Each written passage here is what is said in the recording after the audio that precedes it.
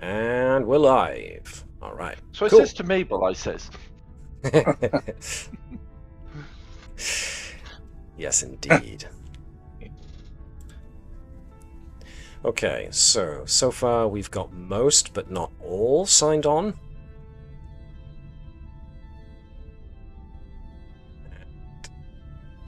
Just want to confirm that those folks who have signed on can hear something from Sirenscape if they wish to hear it.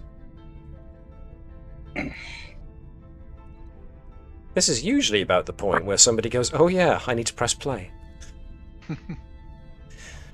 On Sirenscape, that is. Yeah. In section 31, Sirenscape press play on you. Alright, so what did you guys... What was that, sorry? What y'all think of Section 31? Oof. What do I think of Section 31? Who has seen it? I enjoyed it. It wasn't amazing, but it was, entertainment. Sure, I'll go with that. Anybody else want to put their oar in? I've got a quick question. Is it close to Strange New Worlds Star Trek, or closer to Discovery's Not Star Trek? It's not, because it's Section 31. It's more like a, I don't know how to describe it. I think that answers my question, and I'll need to go check it out. So, if I can put my opinion in, which I will. Yep. The film suffered from two things. One that I noticed for myself, one that it was suggested afterwards by somebody else, and I agreed with their opinion. The first point was it wanted to be too much like Suicide Squad. Yeah, there was that. So Okay. some of the character choices and some of the dialogue I found was a little too reminiscent to what one would find out at Suicide Squad. The other problem that Section 31 had was that, as Sean Ferrick of Trek Culture noted, it was originally supposed to be a TV series. And they shortened it. And they instead, I think they either put it down for a bit, or because Michelle Yeoh won an Oscar, and they thought, well, we're never going to be able to afford her again. Michelle Yeoh herself actually came back and said, let's do a Star Trek film, Section 31. I heard that they canceled this, series, or like the episode, more than one episode of it, because they were wanting to put money in the future stuff. They're doing Starfleet Academy. Yes, quite. So what Section 31 suffers from is definitely that it was originally going to be a series. Right. It would have been better as a series, because Yes. it felt like everything was forced into one episode. Yes, and as such, there was not enough time in a 1 hour 30 movie to give full exposition to all of these characters and develop them nicely. So yeah, unfortunately, it fell kind of short of the mark. But I will say to that much that Sean Ferrick of Trek Culture also made a very, very important point, which I think is worth noting. He said, it's been a long, long, long time since we've had what he called long Trek, as in a feature film type level of Star Trek. So, if too many people get on the bandwagon and start slagging off Section 31, just saying that it's a bad film, then Paramount might be all too ready to say, right, well, that one didn't get much traction at all, let's not bother making another long Trek ever again. And in some ways, bad Trek is still preferable to no Trek. The fact they've done it as a straight to DVD type film, as in it's gone straight to streaming and hasn't done cinemas for what they've done. Yeah. I think that tells you a lot about their confidence in it to begin with. Which is unfortunate, because it would be nice if we did see more Trek film. I mean, people unwatchable, and we enjoyed it. It was fun. It was lighthearted. It was fun. And that's fine. The films have passed with a lot less. Yes. So if we can at least hold back on the heavy criticism of it, as long as folks enjoy it to an extent, and they make the good point. For some people, this is going to be their first experience of Star Trek. Well, then, weird because it's not really Star Trek. Yes. So one hopes we get more long Trek as a result to introduce people to a bit more to what Star Trek's supposed to be about. So there we go. That's my thoughts that I've now occupied us for the last 6 minutes on. So whether or not any of that was made any sense whatsoever or what, I suppose doesn't matter. But there we go. So I suppose we now get into what we tend to get into with the fact that we are here for a brand new episode. So what we're going to do first of all is throw us into our intro video, and we'll be back in a couple of moments, folks. Don't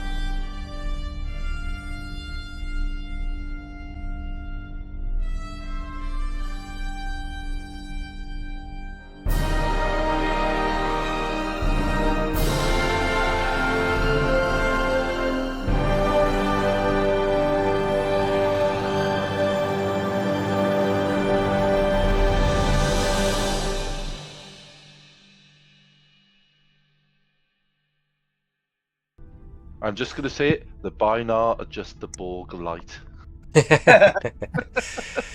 And on that note, hello folks, and welcome along to the continuing adventures of the USS Navis. I am MJ the GM, and I will be your games master for the next couple of hours. And with me are the entirety of the Navis crew, and we are having a good old chinwag about the latest Star Trek film that went by us, in case you didn't notice from the comments at the start. So, Binars I don't remember seeing in Section 31. No, they're that nanite race. But the nanite race, yes, that was interesting, especially because he said they'd been around for, what was it, billions of years? Yeah. So finding out more about that race will be interesting. And he was a turd. Yeah. Don't watch him if you get easily offended by obviously put on Irish accents and Irish stereotypes. It's the other thing I'll say. Yeah, there was something else I wanted to add. I can't remember what it was, so I'll probably remember it later on when I'm like in bed or something, and the time will have been gone. Can't get it back. Never mind. Are the Irish even real? Questions the English can't answer. Well, as a Welshman, I'd just like to wave to my my long lost cousins. Actually, there is a branch of my family that are from Ireland. Something that I continuously rail against because their family got the really cool coat of arms. My family was stuck with crabs on our coat of arms. That's awesome. No, it's not. They got griffins. I'd rather have a crab. They got griffins, and my lot got crabs. How is that fair? Just Stop being shellfish. I didn't laugh at that. I'd have told you to get out, but him laughing at it made me laugh at it, and now I can't criticize you for it because I did laugh. Damn it. Are you to argument with Tracy? Oh, dear me. Okay. Well, before this goes completely off the rails, let's at least get this back into some kind of working order, shall we? Let's zip ourselves to the bridge, and we can start things off with doing more science. But just before we get to doing more science, I just need to check whether or not folks are going to do anything to spend the acclaim they've managed to accrue. Yeah, I got a milestone, didn't I? There's that too. If you've got a milestone, you probably want to use it. I think I did. Yes, sir. I'm fairly certain you did, yes. Yes. I'm gonna give myself 3. Have a good old look. So awards can still be found in the 2nd edition folder for items. If you want to have a look at what awards you can get, plus there's other things you can do with claim. I think I'd like to put my milestone into security because I think it's appropriate for how we earned it. Sure. Now let's just check that I've got this right and I haven't confused it with something else. But a milestone allows you to choose a single attribute and increase it by 1. This may not increase it above 11. And you can only increase one attribute at once using a milestone. So that's... and same goes for departments or disciplines. You can increase it, but up to a maximum of 4. Yep. If you're good with that, then by all means, let's have a quick note that you used... I don't think I actually I don't think I recorded it in my thing. Well, it's a good thing I remembered. So, be under journal. Yes, indeed. Well, actually, as it turns out, there is space for your acclaim score on the character sheet. Yeah, I don't have anything. On your character sheet, you should find you have 5 acclaim, Mike. So if you go to... Go on. I'd like to buy a shuttle.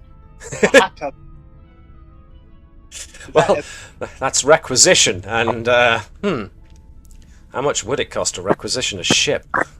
I'm sorry, it's on back order. I don't actually know what our claim was for last time. Well, it's there on your character sheet. Yeah. Yep. So anybody who wants to look for their acclaim score looks on their character sheet, finds it underneath career events above attributes. We need a list on how to spend it. Sure. I think Awards have a set list as to what they do, but there's also somewhere else you can spend them if I can find the document. it's in the book, I think. It is somewhere in the book. Absolutely doodly. In fact, I will find it now. Character development. Milestones, attributes, reputation. Right, so using a claim. You can use a claim to purchase awards. You can also spend a claim to commend another character, thereby granting them more acclaim to spend if you think they did a particularly good job. If you're a non-commissioned officer, you can receive a battlefield commission to become an officer by spending 3 acclaim. You can use acclaim to gain favour, as folks have used before, so the more acclaim you spend, the higher ranking an individual, or more important an individual you can get. You can increase your reputation by spending the requisite amount. So if you wanted to go from reputation 3, which is the default, to reputation 4, you would spend 4 acclaim. If you wanted to go from reputation 4 to reputation 5, you would spend 5 acclaim. Like you could do, as it turns out, Mike. Or you could spend 3 acclaim and put in for a promotion. Yes, please. Okie dokie. And also, another thing you can do with the Games Master's Assistance, you can create an additional trait for the character which represents an achievement, recognition, or special status, or remove a trait which does something negative or detrimental. Can I spend 3 acclaim to request to have is it I was going to say he's ends. I was going to say ends in Natique, although he's apparently now Lieutenant Junior grade Natique for bravely and calmly protecting the science division and the botany lab. Well, yeah. If the captain is good with, if everybody thinks that Ensign Natique should become, actually, pardon me, Lieutenant Junior grade Natique should become full Lieutenant Natique. Yeah, absolutely. Approved. Okay. I didn't even have to throw in the thing of, do you really want Edwards to become full lieutenant before Natique? It'll be at the same time, thank you. Yeah, I suppose. Yeah. If So, it's yeah, there we allowed, go. that is, or is the captain going to block it?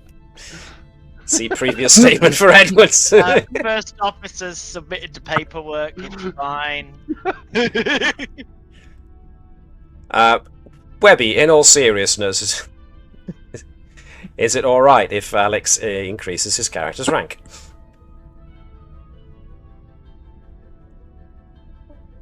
Blocked transmission to Starfleet Command. Okay. Well, I'm going to override it and say, yeah, it's fine. My ship. Sure, Not your but, ship. you know, I'm God, and I say. It's So- about time he did. Considering that, you know, he helped repel several invaders, to Nausicaan invaders. Granted, they were, you know, Nausicans and therefore rubbish, but, Borg before that. Borg before that too, yeah. I'm sorry. I but- like it how it's sort of like, oh yeah, that number of people that you've resigned. I should be flipping fleet admiral then.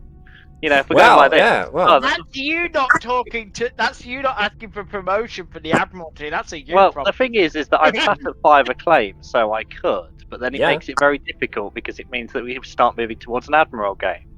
yes. So, the way I think of it as far as Andrews goes, and I have been giving this some thought, is that at the moment in the time we are in, it doesn't make a heck of a lot of sense for Andrews to become a Rear Admiral yet, or a Commodore yet, for two reasons. One, in the grand scheme of things, Andrews hasn't actually been captain for all that long. Nope. Certainly been a captain for a good year and a bit. But also at this juncture we are into the Dominion War, which means that Starfleet is now desperate for captains, good captains, especially. So they will want to keep Andrews where she is really, really useful and can use her talent. They can use her talent to the best of their ability, which is in the captain's chair. So that's the way I see it. I don't know. That's my view of Andrew's future. Oh, a Commodore. I didn't get it at first. I like old PCs. Oh, and dear. bad phones. See, guys, I this is mean- what I'm dealing with. So, yeah, you guys think you got it bad. Matt's had to deal with this since we were in our teens. Okay, so Edwards But gets you- a promotion. You probably got Teak gets a better, but promotion. that's probably not true. No, I mean, we all know that's a blatant lie. It is a good point. It is a good point. Can we move our attributes around? Yeah, well, we can get to that in just a sec. I'll get to you in just a moment, Mike. But let me just finish what I was about to say, my thought before it goes away. As far as the supporting cast go, they really only go up in rank when either I think it's appropriate or when you guys want to award them a requisite rank. Aside from Fleet Admiral Monoko, that's an honorific as far as I'm concerned, because you could probably take He is a fleet admiral. you can take the mick out of him that way. But I'm not making the civilian barman of the Navis a flipping Fleet Admiral. What the He's a hell's he commissioned doing here? He's a commissioned Oh, officer. He's on but you he's on forget. extended break. He's He taken. He's wasn't sort of like he's, always a bartender. Yes, so he can have been previously a Fleet Admiral. Absolutely. He just not a Fleet Admiral anymore. but he's still on the payroll. It's like Riker, where he took Payroll? retirement. This is post-scarcity. Nobody's on the payroll. Well, maybe the Well, that's a commander, good point. him and his. Well, that's different. Yeah, who do you think's bringing the Latinum into Starfleet? Vibers. The Frankie. Vibers no and his comment. contacts. One of my It's not called the might be Monaco trade no. for a reason. Anyway. Just looking quickly over. I mean, the two Bravos who are chiefs of their respective departments, are they good still being lieutenant commanders, or do you think one of or both of them deserve a ranking up to commander? Oh, Mike asked a question, moving things around. Yeah, well, Mike, you've got a good couple of what used to be called minor milestones. They're now called adjustments. What were you thinking? Well, I do not seem to have the opportunity to use insight very often. Mm-hmm. Like play this character. I could have used presence more often than Sure. insight. But I was wondering if I could swap lower insight and put the points somewhere else, or Yeah, absolutely. You can spend an adjustment, which used to be known as a minor. And, nope, that's the wrong number. And you can absolutely spend one. You've got enough to move 1 point out of one attribute and stick it in another. So, yeah, you can lower insight by 1 and up presence by 1 if you want to, yeah. yeah, I'd like to do. Sure, no problem. Absolutely. So, feel free to do that. Anybody else got any adjustments they want to make? That milestone, for instance, you've already spent it. Did somebody else get a milestone when I wasn't looking? Yes, there's two think people I got got it one. last time. Yes, Andrew's got one, didn't she? I don't know what to spend it on. Well, let's give you a roundup of what you can spend it on. So, a milestone lets you increase an attribute or a department. It lets you gain a focus. You can't increase it above 5. So Yeah. all the so, ones that I would want to increase are stuck. So you could always change one of your zeros to a 1. But you can also get yourself an additional focus. You can get yourself an additional talent. Or you could give a supporting character, like, for instance, Claude and Bravo Chief of Security. I'm not sure about Bravo Chief of Engineering. Have both advanced as far as supporting characters can, so any further advancement they get has to be bought by a player spending. You can also make changes to the ship by swapping its systems or departments or its talents around. I'd be tempted to put another focus in. Sure. But that's about it. If I put in for a promotion and that doesn't he lose the acclaim, yes, you will spend 3 acclaim to put in for a promotion. Well, You've certainly got enough. Yeah, was there a focus? Sorry, Mike, I cut you off there. What was that? if he doesn't get the promotion, he just loses it, right? Unless the captain can think of a very, very good What? reason why the now proven chief of science shouldn't be promoted to lieutenant commander. STI outbreak. I was going to say we had a big explosion of birth rates on the ship. We had to increase the size of the daycare. Right, so Ori is costing the ship resources. I see. Okay. I'm a progenitor. I'm progenitor. You're certainly pro something. All right, I'll put in for one. Why not? If you want to put in for a promotion, the first thing you have to do is spend that 5 acclaim to up your reputation to 5. You need to have maximum reputation first before you can put in for a promotion. You've got enough to do that, so you may as well spend all your acclaim on putting your reputation up to 5. Then next time you'll be able to spend 3 acclaim to put in for a promotion. Okay. All right. Smashing. Done. Done. Okay then. So as a result, your reputation amongst Starfleet and other officers that you haven't necessarily met before is now really high, and they will react accordingly. Edwards, you put in for promotion, so your reputation goes back down to 3. Were you able... a focus you don't need? Yeah, sorry, I was just typing it up. Okay. You don't need to be as good a pilot as Kaval. Ah.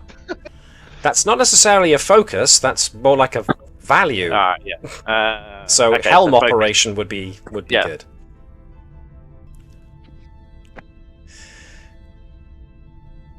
Actually, there we go. Commanding from the helm.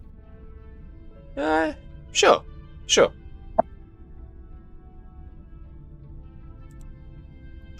Anybody else?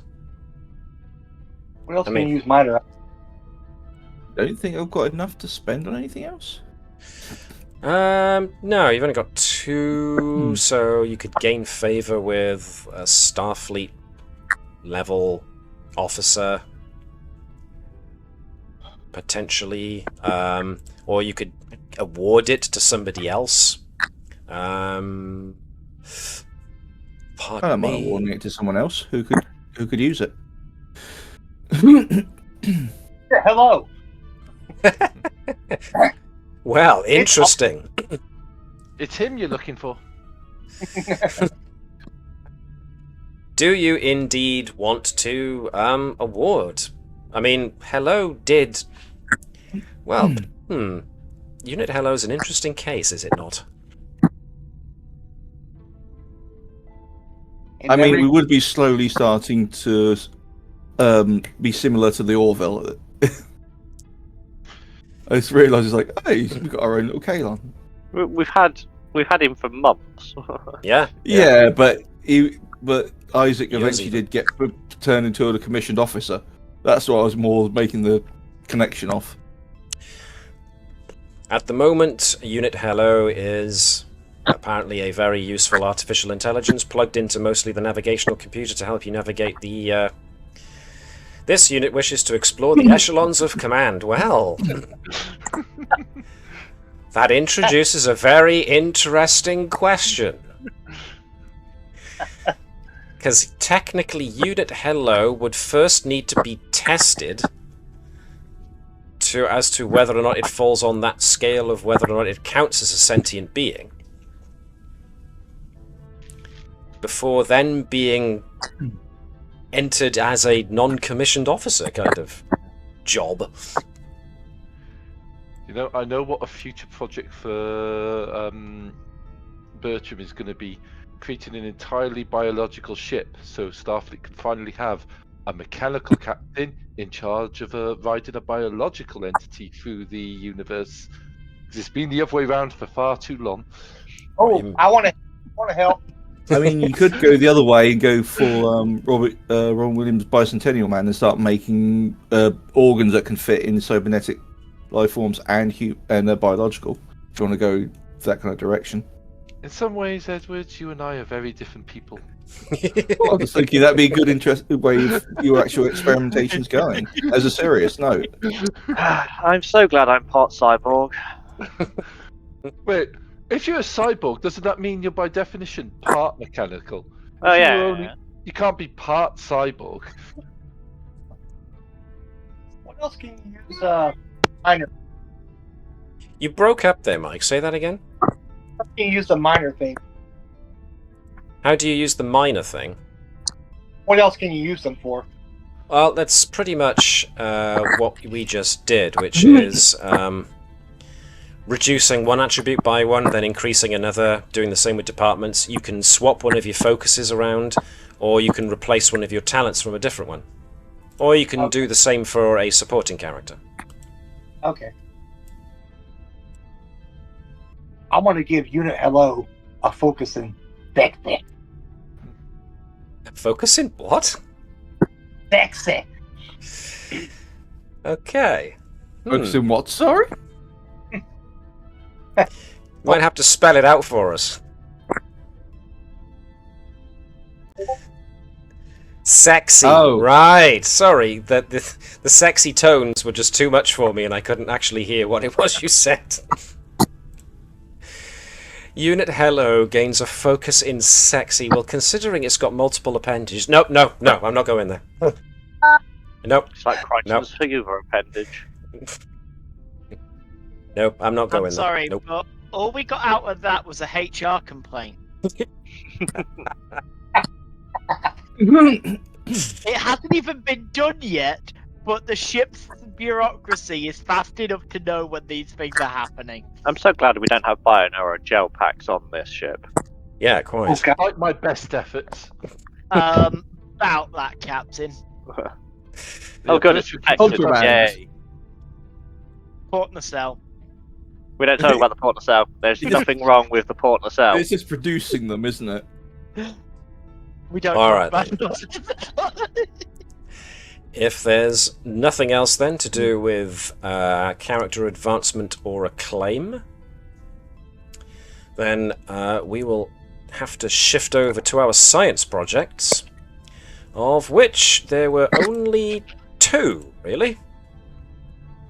Bertram's biological EVA suit and Orai's attempts to create a 3D hologrammatic interface for the, well, all interfaces.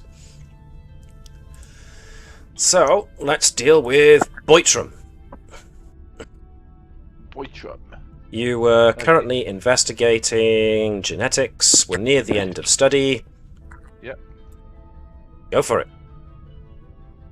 Okay, is it reason and medicine? Or It's going to be control reason and medicine, but do you want any helpers? And you can have as many as you need to get to the maximum of 5 dice. I'll help. You have got your Okay. own project, so unless you're not doing your own project, You're on your own, Bertram.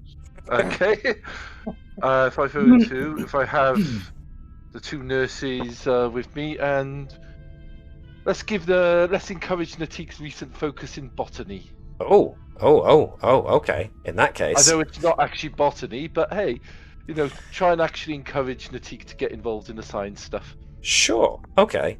In that case, can I have Alex be his fellow newly minted lieutenant?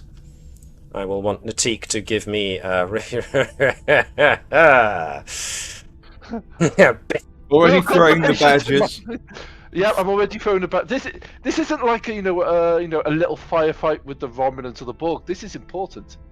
Reason plus medicine. Reason and medicine. Can I get Davis to be Nurse Nuteeth, since you were the one who came up with the idea of her sedating folks? And And you asked me to roll.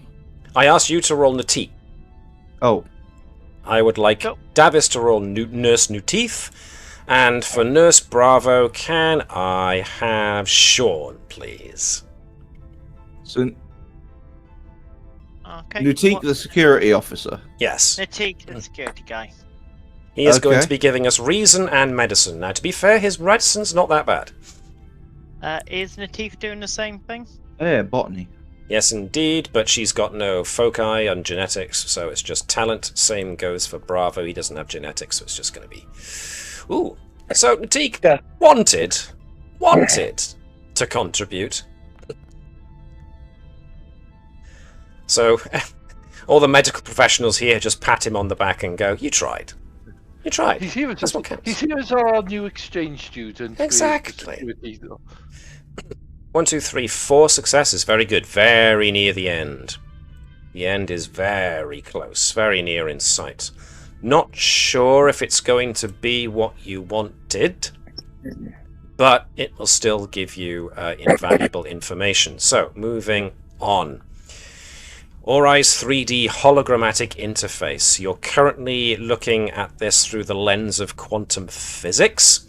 So anybody Orai wants to assist, who also has quantum-based foci, can assist. Up to the usual limit of 3 helpers. Or 5 dice. So who would Orai like to add? I mean, I know Mono has got quantum mechanics. My dad, yeah. I'm not sure if anybody else on the crew has got quantum-related foci. I could be wrong, of course, but if folks want to take a quick look around the supporting cast and main characters, just to check. Let's see. Who's not dead? Let's see.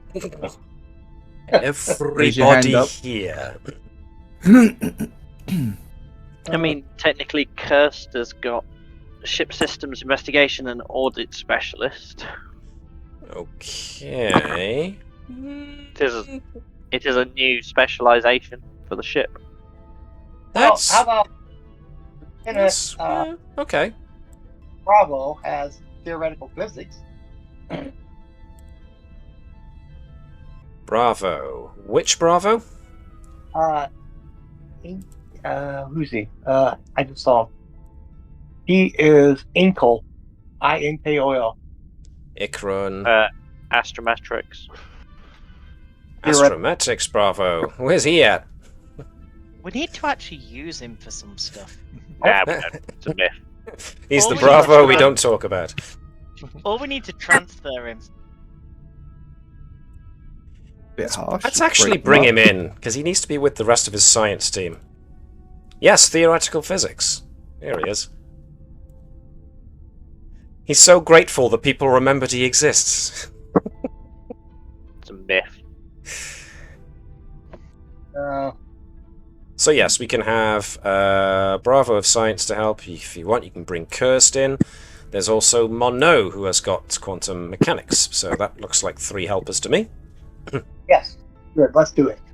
Alright, so Ori is rolling reason plus science with quantum physics. Can I get... Webby, you suggested cursed. You may as well be cursed. What do you want from her? Reason and science, using the focus. Alex, can I get you to be your namesake, Mr. Monod? And... Sean, how about you be Bravo of Science as a fellow Betazoid? Boo, Ori. Boo. One's good. It's better than nothing. Unlike the 20. Uh-oh, Mono. Uh-oh, Mono, indeed. Hold on. What do we have? Legion of Honor to stop the complication. So we got 1, 2, 3, and Legion of Honor. 3 successes in total, which means you're very near the end of this avenue of investigation. You're not entirely sure it's going to be the end result you want, in a similar way to Bertram's, but through investigating the quantum physics side of things, you have at least...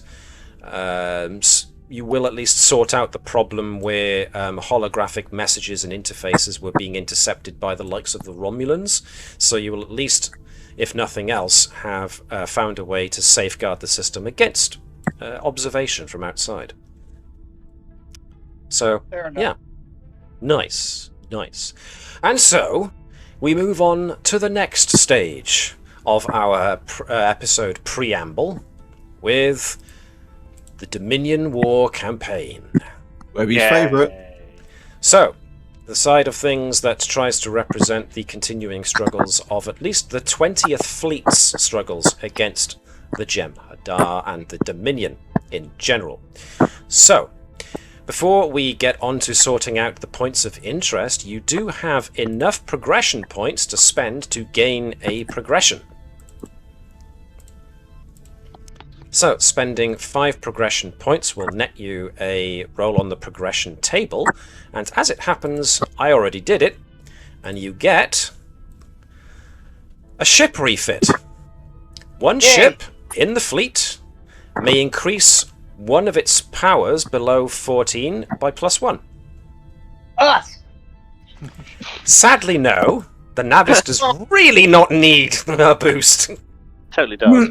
Dude! But any of the ship ships... in the fleet. We're in the fleet. Yes, quite, but...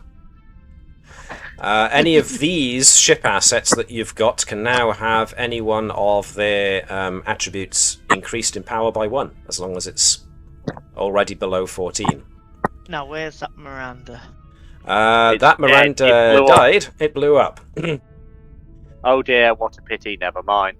However, you've got the Randar's Curiosity, and you've also got the IKS Mapui. Should just give it a call. Just make it cool as just an absolute battle tank. Well, I mean, we did take Keth away from him. Yeah, we did take Kev away from him, so it's like only way to repay him is here you go, Kev. Here you go, cool.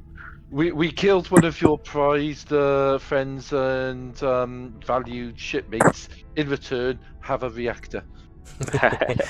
I mean, That the does sound like Have the some go Navis. faster stripes on the on the side of your ship. Randar's Curiosity is nowhere near as top notch as the Mapui, so you could improve one of its attributes, or Yeah, you could. the easiest way to improve it is into the scrapyard. Oof. Not necessarily. Or you could just make the Mapui even more of a beast than it already is. I mean, considering this is about spreading out resources, logically it would be improve one of our weaker resources. What So say the the rest is. of you?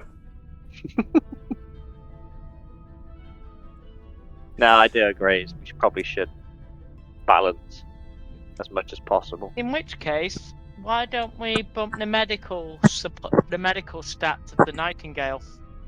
That's Commander Cottrell that you knew from the USS Nightingale rather than the USS Nightingale.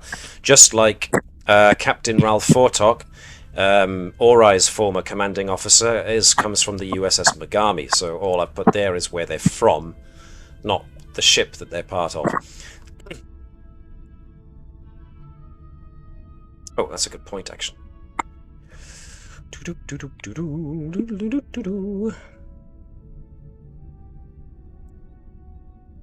So, once again, we come back to the question of what ship system would you like to improve by 1?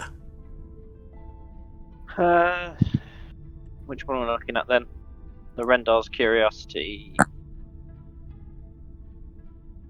It's got even though its military is only 9, its focus range is 3, which isn't bad at all. So improving that to 10 could be an idea, but its social is 12 and 3, that could go up. I think we used it militarily last time, didn't we? I think you did.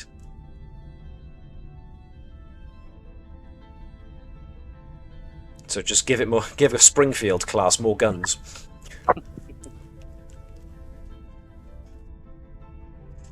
And it does have rugged design, so if it ever becomes damaged, it's only minor damage rather than heavy damage. So, but that's just my opinion. Don't let me force your hand. Anybody else got any input? No, No? Okay. just clean the hot tubs. As well you should. It takes a lot of downtime actions. Okay, so... The reason they need cleaning is you spend lots of downtime actions. Science. For science, yes indeed.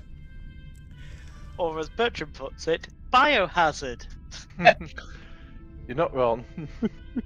So many jellified mop heads.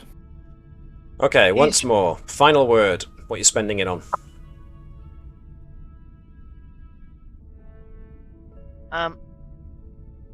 Somebody make a decision. I think we should probably spend it on Randar's Curiosity.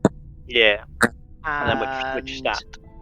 Like you say, medical. We are quite weak on medical. Mm-hmm. We are quite weak on medical, and we don't have a lot of good military ships. We have a lot of good military commanders. Yeah. So I think we could do with improving the medical. Yeah. I'd Everybody good with improving the Randar's Curiosity's medical stat? Alright then. Mm-hmm. Let's do that then. Let's change it from, where is it, a 10 to an 11. Alright, so that's that. Refit spent. So, let's have a look. You still have the expendable resource of Federation diplomatic talent. And you've got Curtis Des Moines back. You've got Ralph Fortok, who's good with science and social. You've got Commander Cottrell, who's better with medicine, but not too bad at the personal, the science, and the military. So he's a pretty good all-rounder. And of course, you've got the monster that is the Mapui. Rayner is able to lend his talents. He's got a reasonably decent military and personal. Okay, social. So what have we got? Well as today's episode, you have got 4 things to deal with. First tactical mission, enemy agents are attempting large-scale sabotage, and it already starts at urgency 3. Requires personal 2 successes. You've got an unknown mission, a medical 2, a distress call from a planet suffering a virus. Another tactical one, which is the one that's been lingering around a bit, the advanced enemy ship that returned to active service. That's the one that you haven't been able to get rid of. But you also do have an exploration mission that you haven't managed to get to yet, which if you do manage to solve it, you will get 3 extra progression points. So, how would you like to arrange your assets in order to take these things on? Bearing in mind, actually I can probably show this now. I did roll randomly. I did roll to see which of these 4 points of interest got an event. It was the existing tactical one, and it gets... It turns into a skirmish action, so replace military or social challenge with personal instead. So it goes from being a military 3 to a personal 3.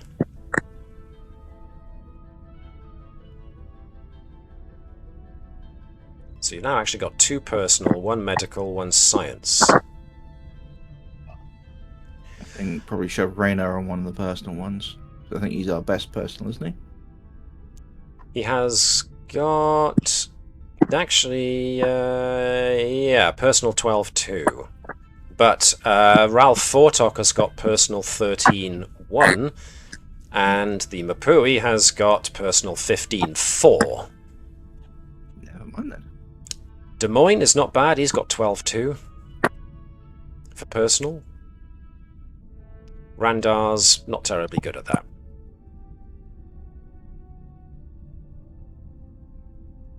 Thoughts, opinions, ideas. What would we like to do?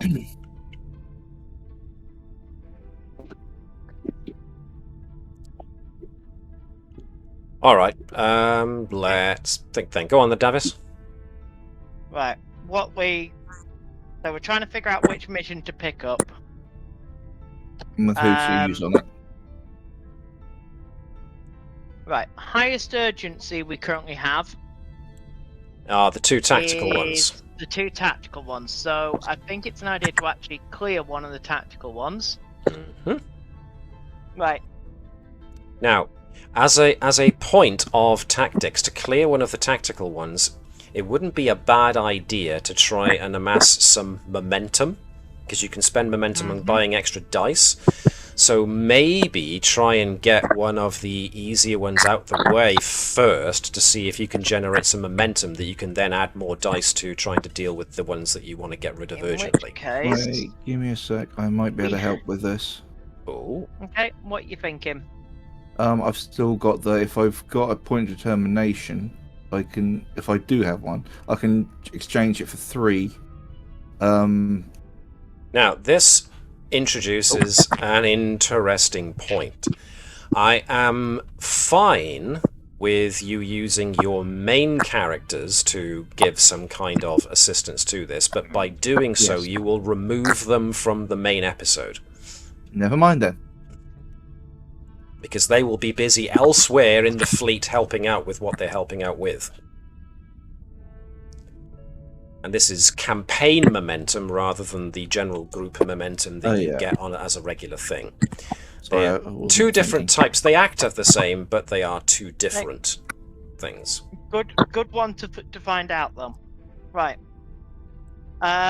So, if we want to get that medical one, get things moving, what do we want to put in? One sec.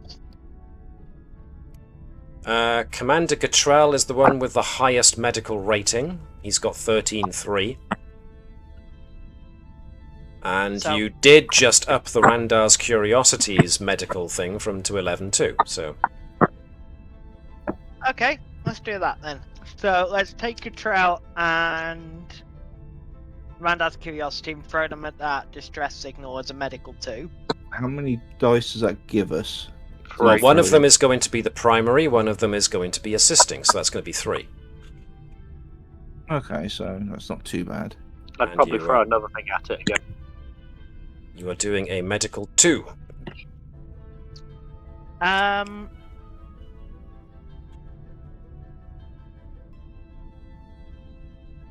We need a medical person, so let's throw Dr. Curtis at him.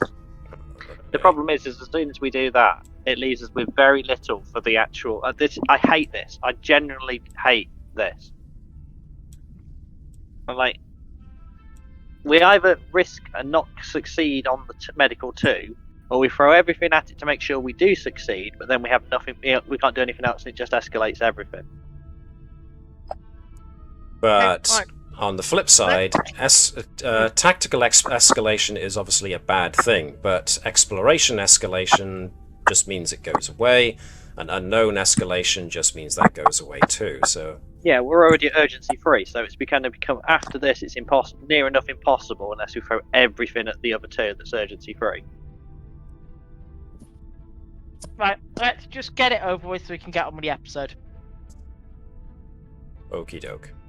All right then. So, in that case, Navis, since this was your idea, who do you fancy for? I mean, it makes more sense for Cottrell to lead this. Sounds like a good plan. So if you want to roll 2d20 for me, if I can get Alex to roll 1. Actually, we'll do this one at a time. We'll have the assistants roll first. Never mind. Oh, 10 and 3, which means not only do you score 2 successes, you score 3. So you've already got that in the bag. So anything that you get from now on is extra. So can I get Alex to roll me a d20, please, to see what we can get from Dr. Curtis Des Moines? That's a 7, which is another success. That's 4. Now, if I can have Gareth roll me a d20 for the Randar's Curiosity. 9. 9, which is under 11, which is another. You got 5 successes. You needed 2. You get 3 campaign momentum. Woohoo! And you took care of the unknown point of interest. Right, so those guys have been used. We can put them off to one side for the minute. So Des Moines, and they're all on the Randar's Curiosity. They have been used. Okay. So, what would you like to do next? Well, as has been pointed out, the one that's been dealing you some trouble is now a personal rather than a military. Or there's the other personal. And you have the ability now. You've got some campaign momentum. You could buy extra dice. So you could, as an idea, you could try other things on the personal too, and then if you get extra campaign momentum from that, you can then spend all that dice on upping the Mapui's ability to take care of the other tactical one that's been lingering around. And you can buy all the extra dice it needs to do extra. That's just my opinion, though. Whatever's easiest for me. Or you could pour it all into the one that's been lingering around all this time. Let's pour it all into the one that's been lingering around. We've been getting a bit concerned and wound up about that one, so I think it's a good idea just to get it gone. Okie dokie. 1 and 2 and 3. So I'm guessing that the Mapui is going to be the primary, what with military or personal 15. So, can I get... Sean, could I get you to be Rainer for me, please? One blackguard to another. Just rolling 1 20-sided dice, please. 6! Oh my god. Well, that's definitely one, but is it under... No, it's not, but it's still a success. Nice. Mike, could I get you to roll me a 20-sided dice, please? Okay. For Captain Ralph Fortok. Alright. How do we do that? Right, you should see at the bottom of the chat column that there's a number of dice-like shapes. Ha ha ha. Well, crap. 5, no, that's excellent. I forgot what game I was playing. We're being Ralph Fortok, that's a definite success, so that's already 2 successes. You only need 1 more. So the Mapui, you can spend campaign momentum to buy an extra dice so that you can roll 3. Davis or Webby.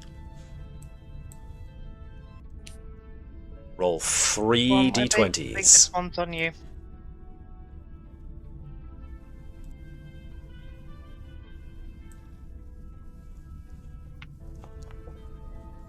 Oh, ho, ho, ho, whoa, wait a minute!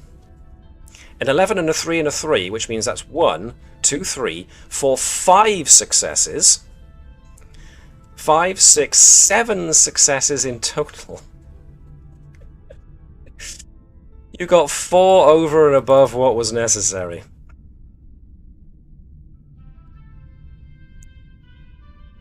You take out the advanced enemy ship that was returned to service. Come on, away you go. Boing. So it plagues you no more. Alright. Good lord. Looks a bit more handleable. Yeah. Now, the Federation diplomatic talent really has nowhere to go at this point. But the enemy attempts at large-scale sabotage mission was introduced, and as such, the problem is now removed because it escalates, but it does go away. But what it does mean is that the campaign pace now increases as enemy plans are put into motion, which means that it goes from a 5 point of interest to 6 points of interest. But we'll get to that in a moment. What about exploration missions? That's already been around for a time. Any additional point of interest? Unresolved, unknown, unresolved exploration. The second time, the exploration point is removed from play, so the exploration one just goes away. So there we are. 4 points of interest. All have gone away in one form or other. No rolls on escalation or anything like that, so you've not lost any assets.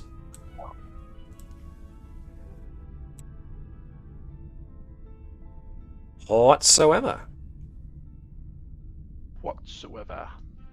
Indeed, you now, because you've completed this turn, gain 2 more assets. The USS Stargazer and the USS Merlin. Yay! He's a wizard. Yeah, and Merlin's pretty good as well. I mean, Merlin's alright, but has he ever managed to make a starship look like it's in 2 places at once? I think not. No, he has not. And so, we take all the campaign momentum that you had at the end of the turn, which was a ridiculous 6, and throw it into progression. You now have 7 progression points, which can be spent next time, on top of however many progression points you get for completing today's this current episode. So, whew, blimey. And, yeah, I think we'll need to have a talk about this then at the end of the session. If folks can just hang around for 5-10 minutes afterwards, that would be much appreciated. But, for the moment, let us get away from the conflict as a whole relating to the war against the Dominion, and let us go back to the Navis. So, before we get stuck in too much on what the episode is about, First thing, of course, to mention is that there have been a number of ranks awarded. So that means that, I don't know how big a deal the crew wants to make of the fact that you've got at least 2 now who have gone up in rank. But you also get posted somebody new, a new crew member, which you probably may have noticed. Is Yeah, by I here. noticed that. Hey, what's I up, think Mama? I think there'll be a big celebration for Natik making lieutenant. Well done, Natik. Well done. Yeah. Anything else to report? No, good. Okay, excellent. Well done. Everyone back to their posts. Alrighty. Okay. You feel the love. You do. It's palpable. It washes off. Unlike... No, I was going to say unlike Ori's, but I don't want to be mean. No. Lots of hours. Slander. Ori never washes off. You will forever unclean. Righty-ho. So, yes. When you stop off at the last starbase that you need to pick up extra supplies and whatnot, especially because the Navis is a rather fuel-hungry ship, so it has to stop off in order to refuel its matter and antimatter or deuterium stores quite frequently because of the dual cores that you have running. When you do, you get orders from Fleet Ops that they have sent you a new junior ops officer. Yay! Ensign Mariana Cruz. So she comes in, not long having graduated from Starfleet Academy, and has been posted here. According to what Ensign Cruz will tell you, apparently there's been a small, if not unreasonable, amount of concern that currently on the Navis, the Auxiliary Operations Officer is currently an artificial intelligence machine.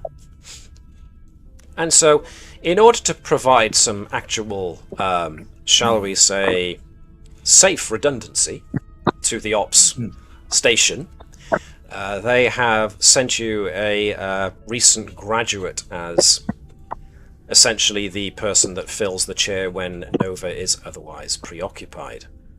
Were we voluntold we were having her? You were voluntold, yes. Jesus. Yeah. Alright, wasn't part of the crew when we had the last person that was voluntold onto the crew. So, Wait, was that Edwards? No, Taliban. Tannenbaum. Oh yes, it was one that used to come after me. Fine, we'll get you a new therapist. Hey, I've taken psychology as a focus. I could be your therapist. Yeah, but we've already seen inside that mind. I don't want to. and he's seen inside of yours. In any case, Ensign Cruz, originally from the, where is it? The Galen colony within the demilitarized, or the former demilitarized zone. She applied for Starfleet Academy and, had some trouble. She was kept back a year because relatives of hers apparently ended up joining the Marquis, but she was eventually cleared to complete her studies at Starfleet Academy, and has apparently exactly risen through the ranks, but she has impressed most of her instructors. And comes on board in the usual ensign's jumpsuit. She shuns more, immediately shuns and shuns more. Well, when she does, well, is there anything? Any? Does the captain have any, or the first officer have any concerns? Because I heard a groan. Oh god, yeah. So We're being voluntold crew members are coming on board. Right. we've been voluntold, and they have marquee connections. Yeah. I'm going to go to Latude and make sure the computer lockout stuff's still in effect on the ship, and we can pull it in at a moment's notice. Is she reported to sick bay for blood tests? Sure. Oh god, yeah. Oh yeah. Yep. The whole rigmarole. She's also being told is that what the command structure is for operations. I understand, sir. I've been fully briefed. I know how it rolls. Don't worry. You can count on me. Yeah. Trying not to twitch. Good to have you on board, Ensign. I'm sure that you'll prove to be an asset. Are you saying in that exact tone? Oh god, yeah. Okay, I get it. The whole counselor thing. Yeah, bearing in mind Andrews has pretty much the majority of the crew here been handpicked and brought Oh, on I thought board. you do that because of the marquee, not because it's a counsellor. No, oh god, no. There's got nothing wrong with the marquee. I understand the marquee and what they're doing. That's what was confusing me. It's Tannenbaum. Permission to speak freely, sir. She says while she's on the sick bed, getting her blood tests and her body workup done. Permission to speak freely, Captain. Granted. Look, I get it, okay? But this ship has got a reputation, and I busted my ass to get posted here. Yeah, as you should. Yeah, damn right I should. This is I'm not one even of in the foremost ships in the fleet. I mean, come on. This is a scientific testbed, one of the first of its kind. Who wouldn't want to get posted here? Besides which, there's a lot of scuttlebutt around the Academy about some of the stuff that Captain Blackstone, Black Turd, I forget his name. Right, I mean- she gets 1 point. She gets 1 positive point for calling him Black Turd. Well, that's it. It's still negative 48. You know, a long way to go. It'd be to say that it shows that she's done her research on what to say to make you at least a little bit more tolerant. Okay, I get it. You don't like outsiders, right? I heard that about this place, but no. I'm willing to prove myself, do whatever it needs to do to make sure that I'm a valuable asset to the ship. So, I get posted to Lieutenant Nova, right? That's correct. Yes, and I also need you to go and do an inventory for me for engineering just before you get posted. For real? Because Because if you look at my vitally file... important. I need you to go and investigate, go and do an inventory of the port nacelle for me. No! That's a bit crueler than usual. Oh look, we've got our new Ensign Spaghetti. I get it. This is the hazing the new guy stuff, right? No, this is actually important. I do actually need you to go and have a look at the port nacelle and then report back to medical. Wait a minute. Wasn't that the nacelle that Lieutenant Nova put together? We don't talk about the port nacelle, Commander. That's why I'd like you to go and look at it before you get assigned to Ensign Nova as your Oh, your excellent. manager. I'd like you to have some appreciation of her abilities. Oh, Commander, with all due respect, I am so here for Lieutenant Nova. Oh, In fact, God. she's the reason why I requested this post. Oh, God. Does she have cat ears in her on board? Oh, God. She's going to rub off on Nova. They're just going to be flipping. Oh, no. They're going to feed off each other. No. Please, no. Seriously, you guys haven't promoted her yet? I mean, that talks to me like the worst kind of... I mean, not that I want to tell you how to do your job. If you want to sirs, try but- and promote Lieutenant Nova, Ensign, be my guest. Well, it's not like she doesn't deserve it. I mean, she is the baddest ass on this ship, right? At which point she comes in Minus wearing her 49. cloak. Carry on. At which point she comes in wearing her cloak made entirely of reprimands. Be right back, drink refill. How strong a drink are we talking here, Mike? Never mind. So, yeah, absolutely, I'll check out the port nacelle. I'm really curious to see how she did it. There's a lot of scuttlebutt around about the unconventional means she uses to hotwire such things. That's one word for it. Yeah, that's not quite the word that maintenance teams at the Starbase maintenance teams were putting it. Medical psych problem was the last I heard from them. Come on. The genius engineer who put together an ancient alien AI and then managed to make an extendable Shall we probe for it? move on, Edson, before you find yourself being on duties that are less desirable for a person of your talents? Whoa. I Okay. understand that you have an appreciation for Lieutenant Nova. However, if you continue to act inappropriately at your rank, there will be repercussions for your actions. She, there's a flicker in Cruz's face, and you see she's just about to say something when she physically clamps her jaw shut.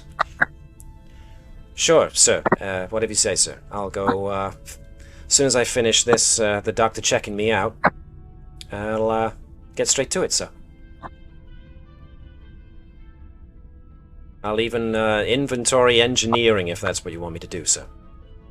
Besides which, I gotta get a good look at how the power systems work on this crate, because, I hear they are something else. That Call may it be. a crate as well. I like the Andrews is just he's just like, Commander, carry on. I'm just heading back to the bridge. I'm like, I can't be dealing with this now. I cannot be dealing with this now. Oh, Commander Vibers, I wanted to, ask you something. Of course. What's She the kind of problem? reaches into one of the pockets on the leg of her uniform. I was told that you can get things for people. So I was wondering how much latinum it would cost me to get some Saurian brandy on this gig.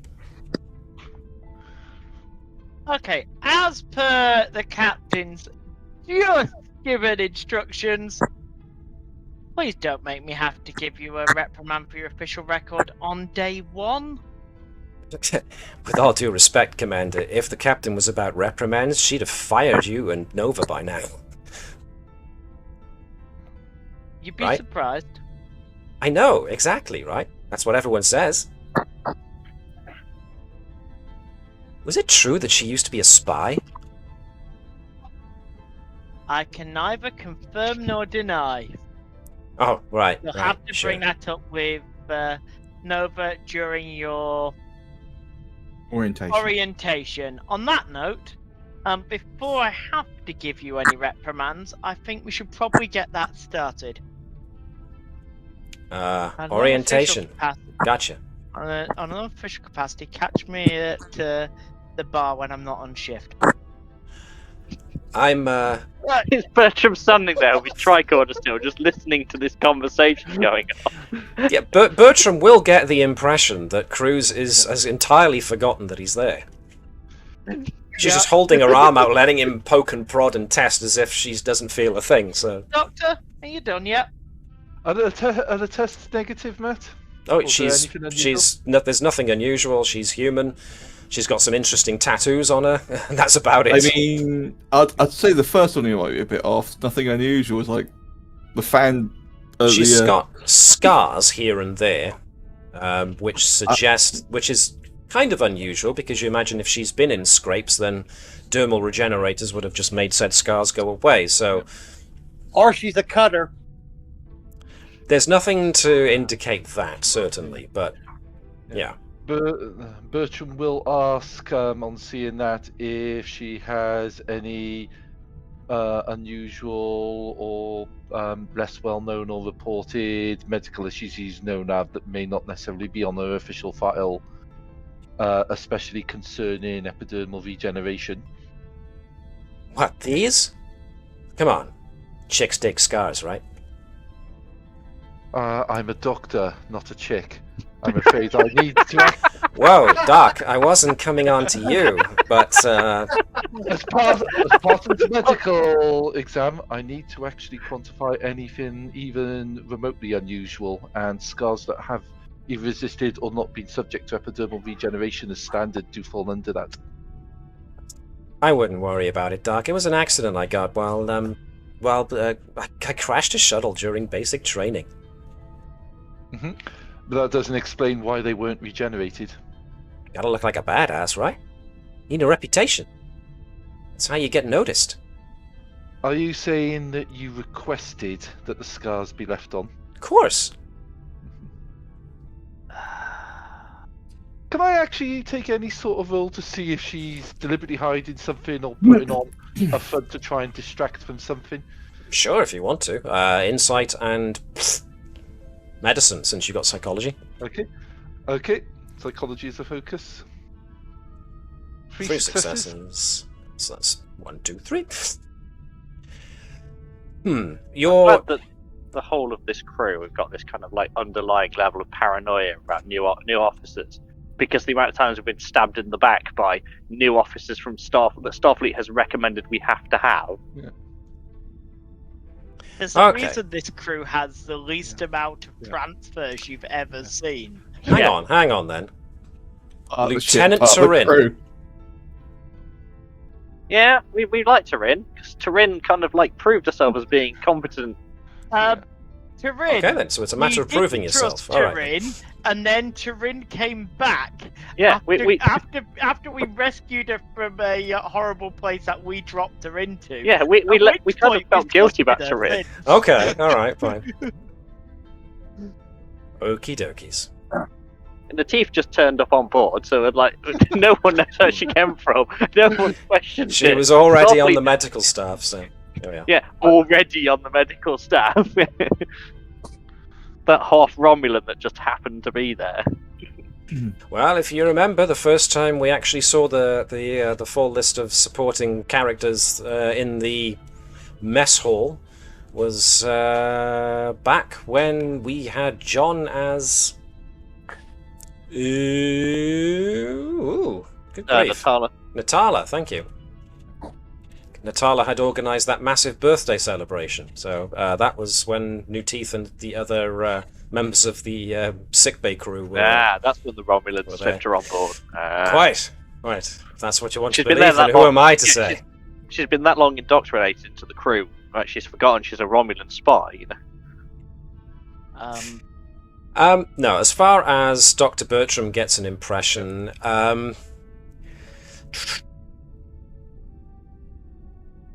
someone with something to prove. Okay. And it's not unknown, you know, young person wanting to show that they're tough. And to have physical scars, just prove that you've had injuries, you know. If she wants physical scars, I can rip her arm off like I had, you know. Bit harsh. Well, she wants the scars. No, Captain, you're not ripping off the arm of an over-enthusiastic ensign with hero worship problems. I think that's a step too far. Yeah, just saying that 60% of Andrews' flipping upper torso is scar tissue, you know. That's her problem. So the doctor will repeat the question. So, for the record, and as part of this examination, are you actually stating that you asked for those scars to be left behind for personal reasons? Sure. Why not? Thank you. Thank you. If there's That's nothing else, important. Doc? I'll finish up the thing and then say the medical exam is now finished. Okay, so she gets, she zips up her uniform.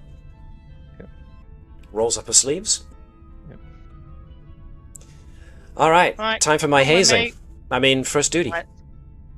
Let's get you into orientation. Sure. Operations, here we come. I'm gonna go find a Nova.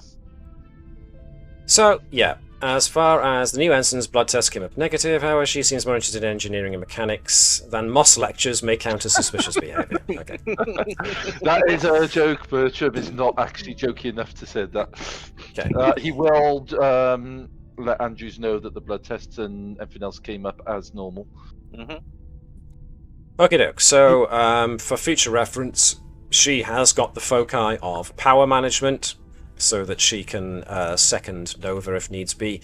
She's got sensors operation as well, so just in case you need her to do sensors related assistance. And No.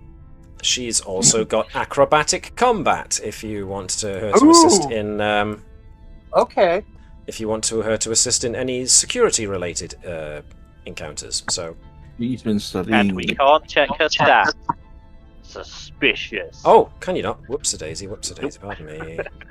Exactly. That's the one thing I forgot to do. Do beg your pardon. Suspicious. There we go. Contact Tanabam. Contact him. You're not supposed to tell him that. So the first time Ensign Cruz meets Lieutenant Nova, Nova senses that she's got so much bouncing, enthusiastic energy. She's starstruck almost. How Nova handles this is entirely up to Sean. Completely shunning. At which point, Cruz just sidles over and goes, "Hey, is it true that you once speared a demon using a,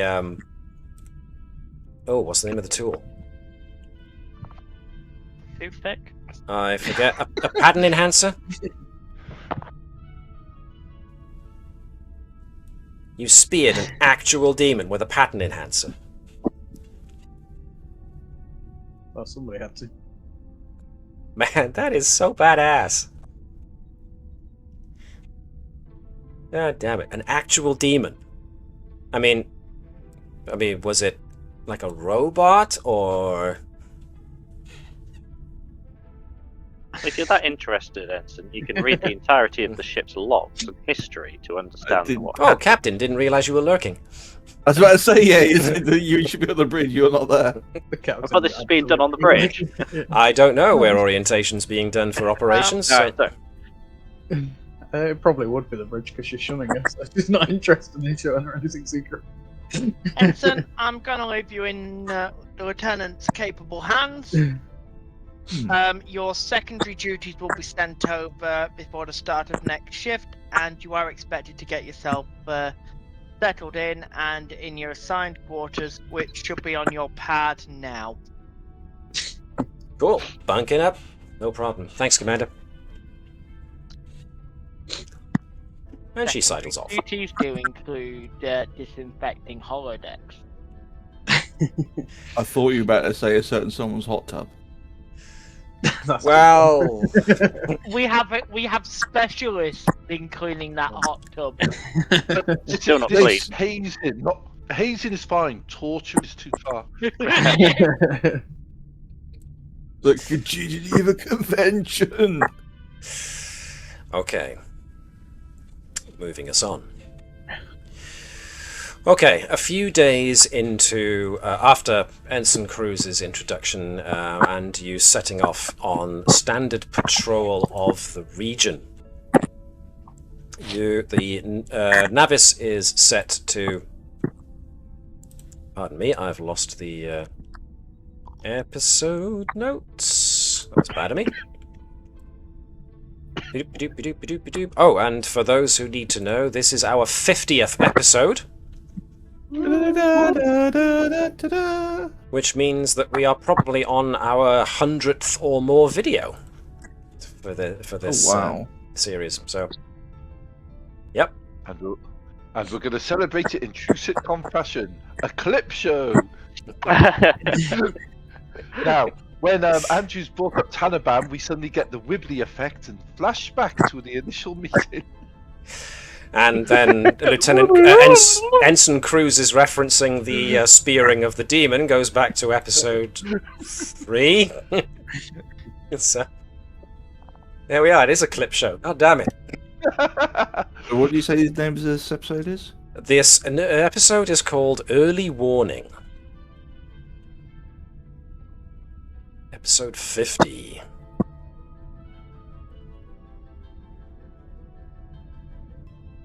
Okay, almost saved. So, the Navis is currently patrolling the contested border with the Dominion, which puts you more or less in the Calandra system.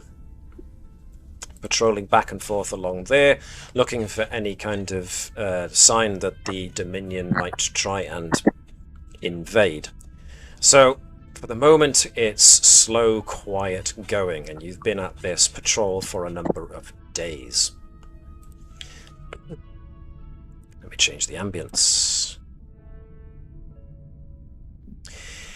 Some days into the 3 days into this patrol, and everything else is going on as per usual, comms station gets an alert.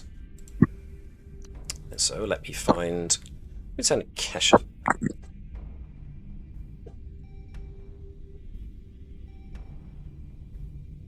Captain, long-range sensors are detecting some kind of unidentifiable signal burst in subspace.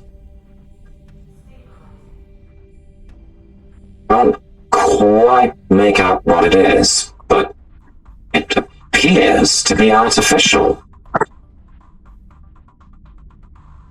You broke up a little there, Matt, but I got most of it, I think.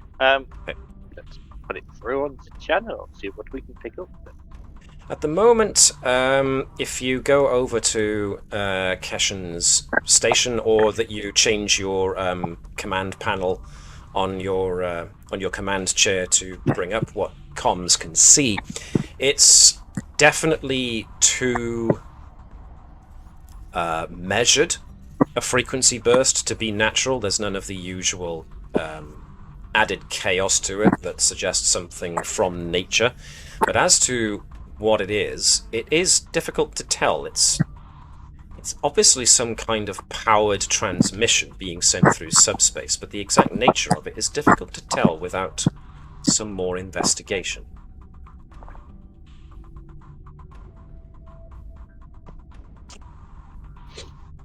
It looks to be man-made, you say? Well, unnatural. Yes. Unnatural. Yes, so definitely artificial in nature. And our mission is to patrol the area, Yes. looking for anything that could be potential.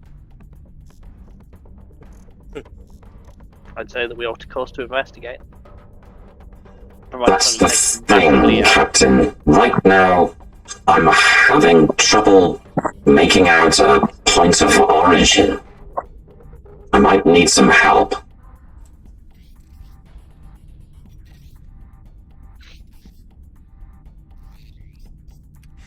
So, this is essentially Keshan asking for assistance in trying to tidy up what this signal is. Or at least find out where it's coming from. If you're happy to reroute it through engineering, Edwards could potentially help with the communications. Keshan is more than happy to send that through to his usual partner in crime.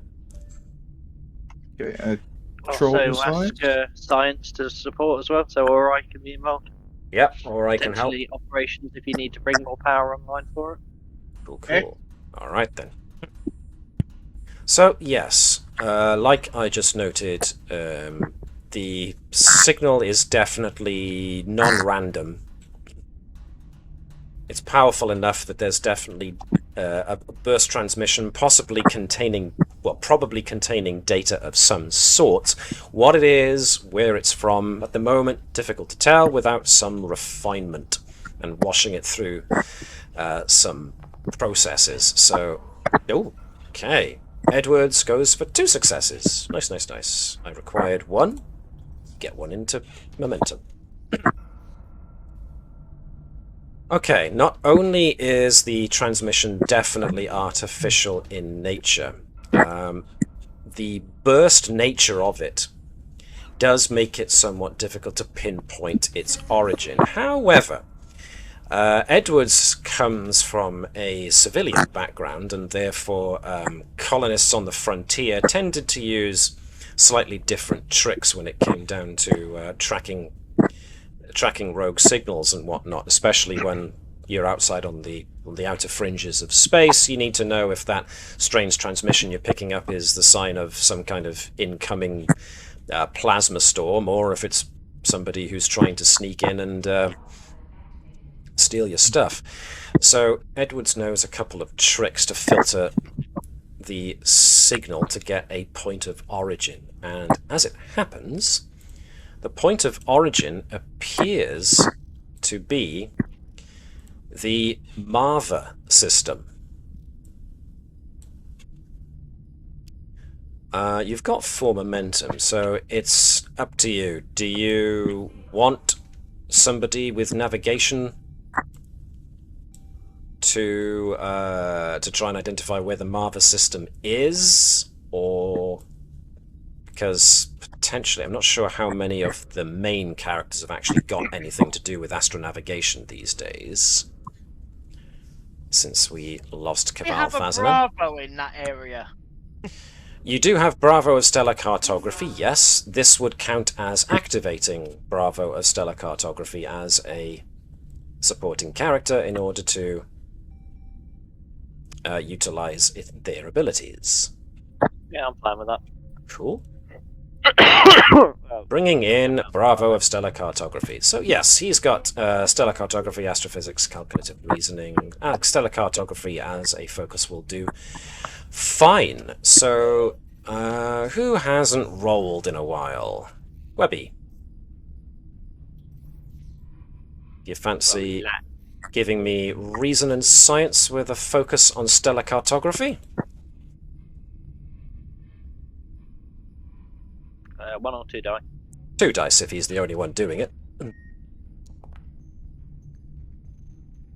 Wow, okay, 2 successes. Definitely an extra momentum point there. So after running the system name through the library computer, it turns out that the Marva system is actually on the other side of the conflict.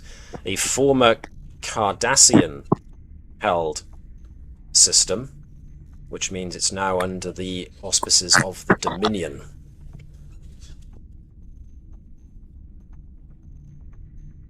So there is a signal coming out of Dominion space.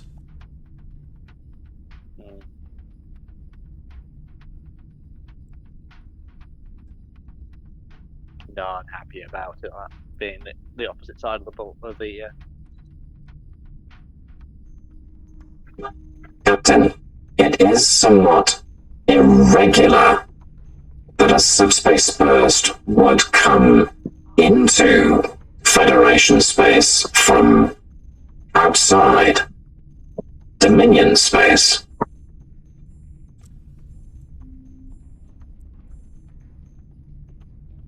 Unless... And Cashin just leaves that comment hanging.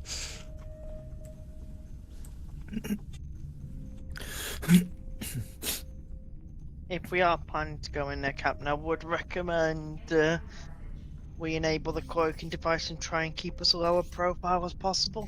Mm-hmm. Okie dokie. Anything particular you would like to try right now, then, before you do anything like that? I would try and pull up what information we can about the system. Okay, cool. Doop. I will also suggest that. Let me think a second, so I can phrase this properly. At the moment, you do have a system name. But, let's see, who got the most?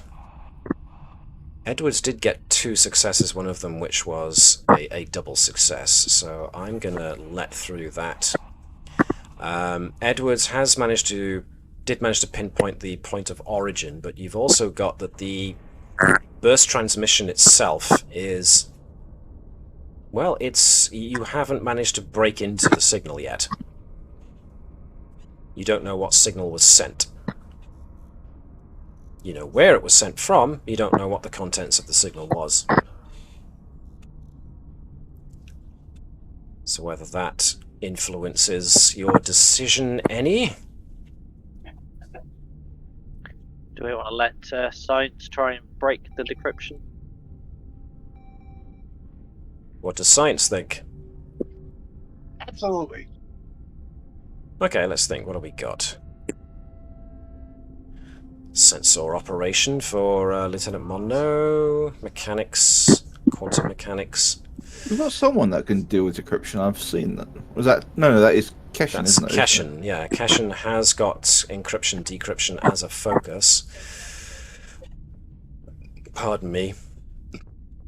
But most anyone with reasonable science or engineering could give it a try. So you don't necessarily need to definitely activate another supporting cast character unless you want to. I think you've got about 5 remaining to you at the moment. Well, I mean, I guess not.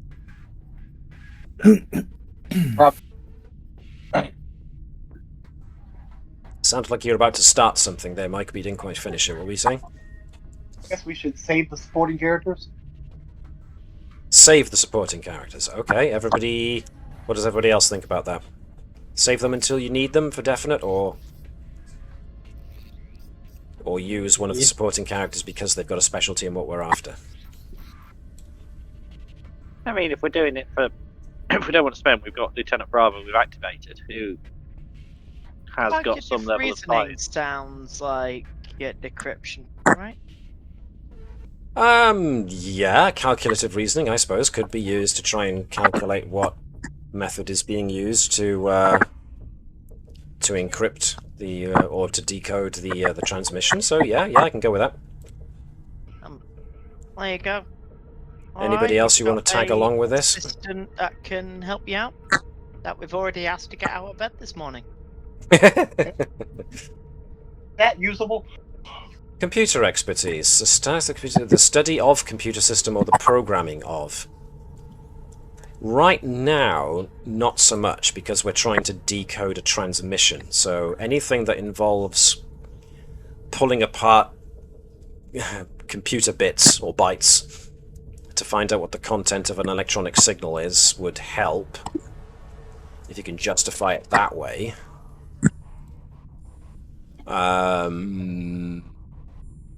So I'm not exactly sure which of Orai's foci would apply here. I mean, calculative reasoning has some place in it. Well, I mean, computers, you're going to have to use a computer to do this anyway, right? Okay. Okay, I can accept that reasoning. Alright. Yeah, sure, okay. So, if Orai is being primary and Bravo of Stellar Cartography is being the assistant, then let's have, obviously Mike being Orai, we are going with reason and science. You can buy a bonus d20 for free, so you can actually roll 3 dice. As for Bravo of Stellar Cartography,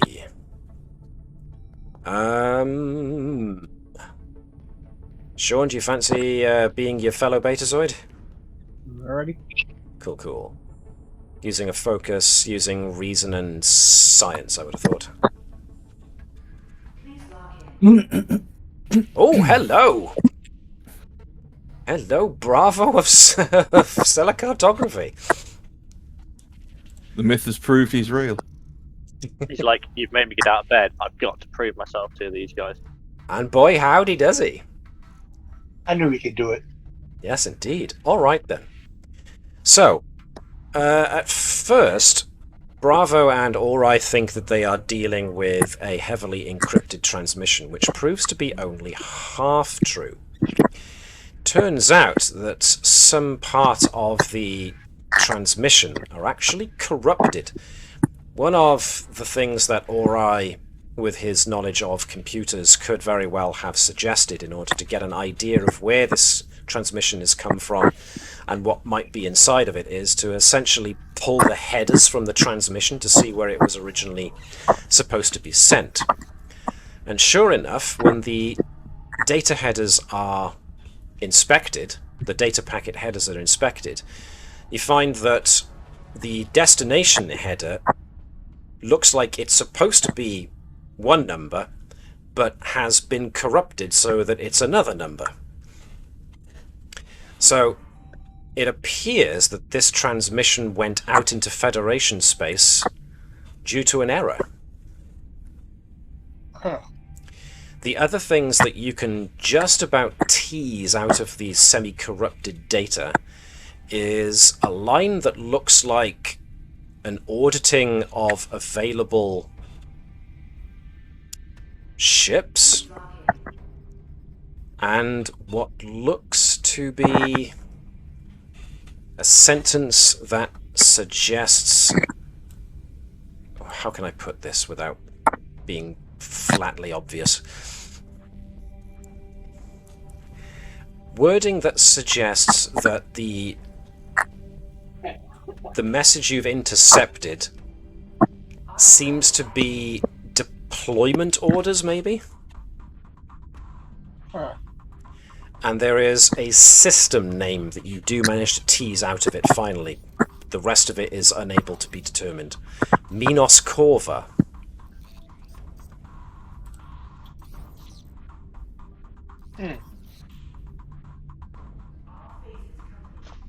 Now, Minos Corva is in the Calandra system along with yourselves, but...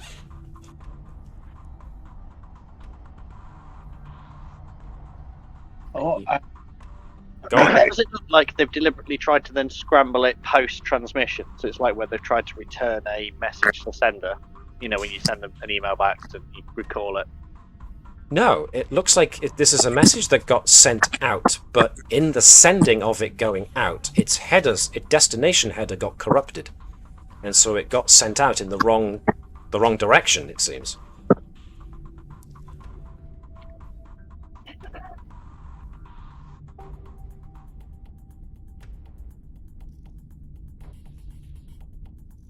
So, this could suggest that there is... I mean, you've got an idea of where it is, the Marva system. This suggests that there's either a Dominion... the recipient of this Dominion message is either somewhere in the Federation, and therefore it's an encoded signal to somebody within Federation space, or, as seems a little bit more likely due to the corrupted header, it could very well be that there's a comm relay somewhere that's malfunctioning and is corrupting the data it's sending through. And it's accidentally sending transmissions into the Federation space rather than where it should be going. I just thought if we can find that comm relay, let's like see if we could just permanently rewire it. We could actually have a mole inside what's going on. Well, wouldn't that be something? Hopefully it's not a mole destroying the ship. If, given the number of successes that Ori and Bravo of Stellar Cartography just accrued, if this is fake and is therefore a lure, it's probably one of the best you've ever seen.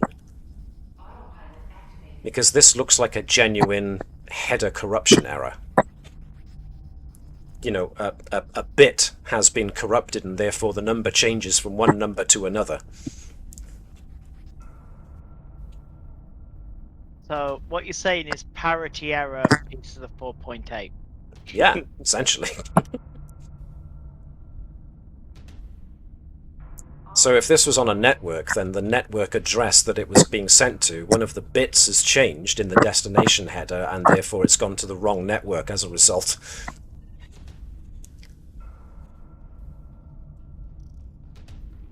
Well, I mean, all we can do is say it looks valid to us.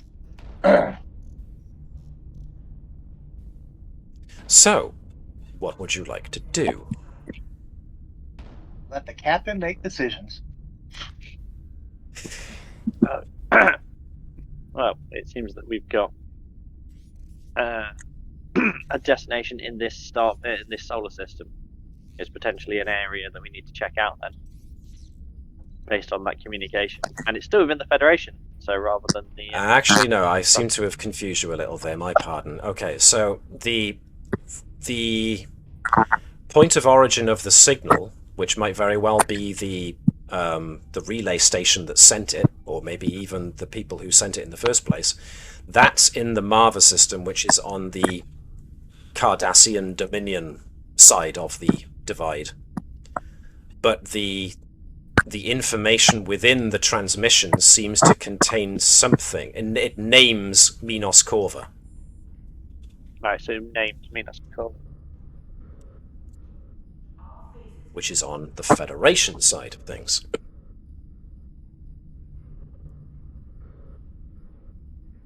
I think we need to head to Minos Corva. Mm-hmm. Sounds like a plan. Okay. Changing your route to Minos Corva, this is, as I said, still Federation-held territory. When you get there, is there anything you would like to do, specifically? What is the Federation records about Minos Corva? Minos Corva, I mean, the best thing I can do is, if I give you this link to this map that I am currently looking at, if you have a look, we are looking on the on the lower left quadrant, and if you can see that bit that looks like two red bands close together, it says Kelpa. You with me? Yep. If you go 2 up, you'll find the Calandra system. Minos Corva. Now, Minos Corva has been a target for the Cardassians before, because it would be a place where they could essentially, it's one of the closer ones as far as, or Epsilon or Barkon 4, but on the southern end of things, it is quite close. Oh, sorry, the western end of things, or the Calandra system, it is quite close to Cardassian territory, and the Cardassians have been known to make probing efforts well before they joined the Dominion. In fact, yes, I think what Gareth's referring to here is the time that Captain Picard was kidnapped and held hostage by the Cardassians, and one of the questions that was asked for was the Federation's defense plans for Minos Corva. So, yeah. Fortunately, he was able to cunningly distract them with the number of lights in the room. yes, That's quite weird. But I also noticed that if they were to take Minos Corva, they would have a clear path to Trill. We're gonna have to deal with that then. I thought about this. It's just gonna hit Earth, then we can handle that. It's not that big a deal. It's gonna hit Yes. Trill, that's important. well noticed. That will put them on a direct course for Trill. Yeah. So, there is a Federation ship presence in Minos Corva currently. Other elements of the fleet. Currently, they are reporting no unusual activity. They certainly haven't had sight of any Dominion ships recently. Because you are not on the flight plan for the patrolling this area, the guys in charge, of coordinating the efforts in and around Minos Corva are actually very interested as to why the Navis is actually here. We would transmit the data that we found on secure channel. Okay. Alright then. No problems there. So, yes. I am going to say that the Rear Admiral in charge of the defences of this area is now very concerned, for the very same reasons that we've already posited. If the Dominion were to strike here, then that means that they might have a direct line for Trill or other places that they could strike to from here. They could even try and go for the Argolis cluster and move through that, but Nevertheless, this sounds to this admiral as if the Dominion might be planning an imminent attack on Minos Corva, perhaps. It would be better if they had more information, though, because this transmission that you're handing them is mostly a garbled mess, with only a couple of bits of information visible. So it would be nice if they had more information as to what they were expecting. Is it just going to be a small probative attack? Are we talking an entire fleet of Dominion ships are going to be inbound to Minos Corva, or what's going on? So, Admiral Reddick would like more information if you can get it.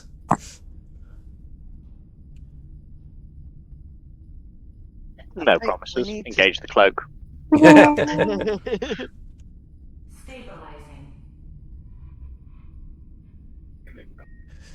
So, engaging cloak. Okie dokies. So, the plan here is to go into the Marva system, which thankfully isn't that far into Cardassian space, but it's still going into Cardassian space. And it hasn't... Andrews and Vibers would both be aware of the intelligence reports that... of course, the Defiant is the one Federation ship that is currently allowed to use, well, aside from yourselves now, allowed to use a cloaking device, but they had one before you guys did, and they found Jem'Hadar ships using, if I remember, anti-proton beams to scan for cloaked ships, so...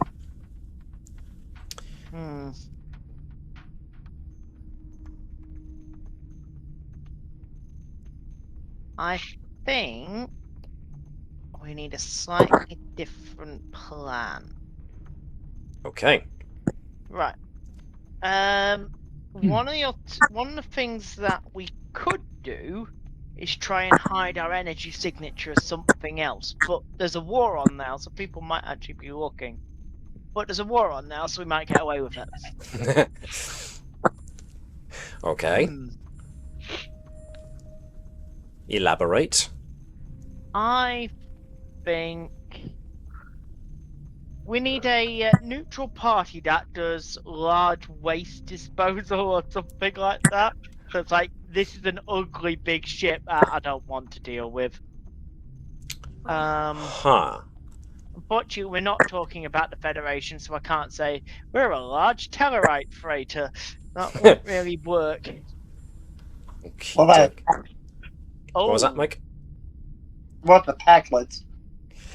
Packlets. Well, I think as soon as the Dominion see the Packlets, they declare war on. Well, maybe, or maybe they'd go, they're not worth the hassle. we are strong. The other option is, this is a Gorn breeding. That, as you know, Steady that will now. get shot out the sky immediately. So, what you're suggesting here is that They're you... quite warlike, and they share a border. Who was that, sorry? The Zinkefi. Yes, the Zenkethi are quite warlike, and they do share a border. They're not exactly friendly with the Federation. They are staying out of this conflict with the Dominion, though, at the moment. How easy would it be to pretend to be a Folian? Folian. Massively wrong side for the Folians. I know, but no one goes and tells the Folians they can't. They leave Yeah. them alone because they're scared. Folians go. Ooh, yeah, that is... that's a tricky one. They don't have a very similar silhouette or energy signature, no. No, and as it happens, there have been numerous intelligence reports. This is the thing with the Tholians that's been bugging the Federation for a long time, is that the Tholians are usually pretty happy to stay in their lane, as it were, but when things get tumultuous, They did it during the Federation-Klingon War. When the Federation and the Klingon Empire were going at it, the Tholians then started sneakily expanding their borders whilst folks were not looking, and started claiming space. It's a favourite tactic of theirs. So that might get attention rather than being ignored. Yeah, sadly. If someone sees the Tholians moving, then that might start getting people to notice. If I'm getting what you're suggesting, are you suggesting that you get a different race's ship and sneak in that way, rather than use the Navis? I'm saying we Make the Navis look like it. We disguise our warp signature to look like someone else, and then we warp into where we need to be and just hope it works until we get out. Okay. Thoughts? I got no negativity against this. Okay. Anybody else got any thoughts on this plan? None. I'm happier for better plans.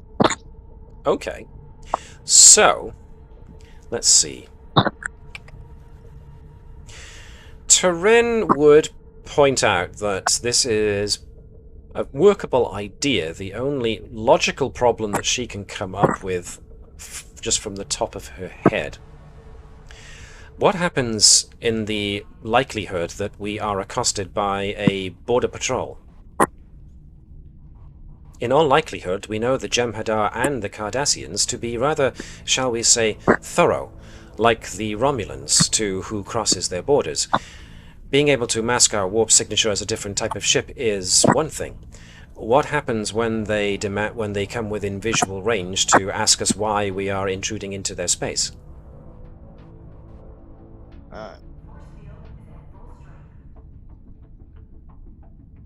How much of a signature does the Bifrost drive give off? That's an interesting point. Pretty sure we would light up an area like a Christmas tree for like a couple of seconds. Yeah, but no one knows the Federation has this, so as long as we can get out before anyone turns up. There is That's that. a problem. Using it to get out might be fine, but getting in might be a bad idea. Probably the stealth option is the best way. If we can get through in stealth rather than as trying to be a Cavalian or similar. Freighter. The Jem'Hadar turn up expecting a freighter. What they get is this enormous cruiser. Putting out an awful lot of power for a Tavarian freighter. Tavarian freighter? Have I got that right? No, I haven't. Never mind. We got a plasma leak. Very big plasma leak. Large leak, very dangerous. Yeah, stay back. You don't want to get involved. I like the cross-franchise reference there. Yay! That's not. Don't think I'm poo-pooing the idea, Davis. I'm just trying to give you additional parameters to consider. I'm trying to think. I'm trying to not take over. Masking the warp signature, probably a good idea. Stealth, also a good idea. Actually, I know who we need to mask the warp signature as. A Ferengi trader. Well, because we have enough people here who can probably imitate the Ferengi. We can put together a convincing daemon for the comms. And a Ferengi being somewhere they're not. Quite likely. Somewhere they're not supposed to be. Quite likely. What you do, you shout at them, they scream back, they turn away. Okay. Might work. Might work. What do people think? Definitely worth trying. Yep. Okay. After that, we can go in for cloaking device, and when somebody points at us, we drop the cloak, pretend to be a Ferengi, and run away screaming, saying we'll get the diplomats on them. I will point out that if they've managed to detect the cloak, that means they're very, very close. And so pretending to be a Ferengi trader might be out of the question unless you do something else funky with Duranium shadows. Fire the holographic torpedoes. Or fire the holographic torpedoes. Looks like a That's massive not actually a Ferengi. bad plan. I was going to say we have torpedoes for a reason. This is like, if worst case scenario gets that close. Yeah, that's actually a good point. You do have the holographic torpedoes. We are definitely a Ferengi marauder. Look. Or the holographic Look. workstations, yeah. Yeah, there's now 7 Ferengi marauders in space. One of them is the Ferengi, but which one? You'll never know. Bing, bing, bing, bing, bing, bing, bing. Suddenly, many Ferengi. You get to perpetuate the myth that this is how Ferengi actually breed. There is profit and they just appear. Right, anyway, okay. So this sounds to me like you are going to need to do some engineering jiggery-pokery to your ship in order to alter the warp signature. So, this would suggest to me that all creative thinking engineering folks would need to put their heads together and do some work in order to do this. So, what are we looking at here? Nova's technology experimentation certainly comes to mind. Anyone who's got anything to do with warp fields, because that's what you're altering, would also be an asset. So that suggests Stevens if you want to activate her. Again, Or- you know, the more... or Bravo. Or Bravo, yeah. Chief Bravo. The more characters the more supporting characters you activate, the more likely they are to, well, when you use them, they get boosts. So, what you want to do? Who do you want to use? Is essentially the question now. You've got a full momentum pool, so you could have more than just one helper to one primary if you wanted to.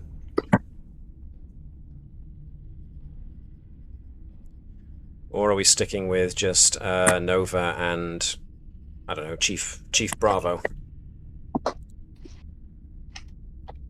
Are we activating Chief Bravo? Bring it. Yeah, you can bring Vibers in as part of that. Or just do Vibers, yeah. Vibers, the Chief, and Nova, or the Chief's been used a lot. We could potentially use Stevens to level her up a little. Yeah? Yeah, let's pull Stevens in. Okay, was could give it a go. Would this be technically creating something experimental? Because I don't think there would be an existing technology that masks what you are. There kind of is. It's been done before, but you still have to get creative, especially with the fact that you've got a ship with 2 warp cores. So your ship's warp signature is probably very unique. Just wondering, the ensign, she got introduced and forcibly activated on us this time. Does that mean we get her activated for free this episode? Cruise, if you wanted to, yeah. We've just introduced her. It makes sense to drag her into stuff she's probably not equipped for, and then that becomes part of her story for the event. She does have a focus of sensor operations, and you are trying to fool sensors, so yeah, that could be a legitimate use for your new second operator. But you have 1 primary and up to 3 helpers for the maximum of 5 dice, so if you want to bring Stevens in order to get her some advancement, then, you know, that's cool. You can do that. That'll leave you with 4 other supporting characters you can activate this episode.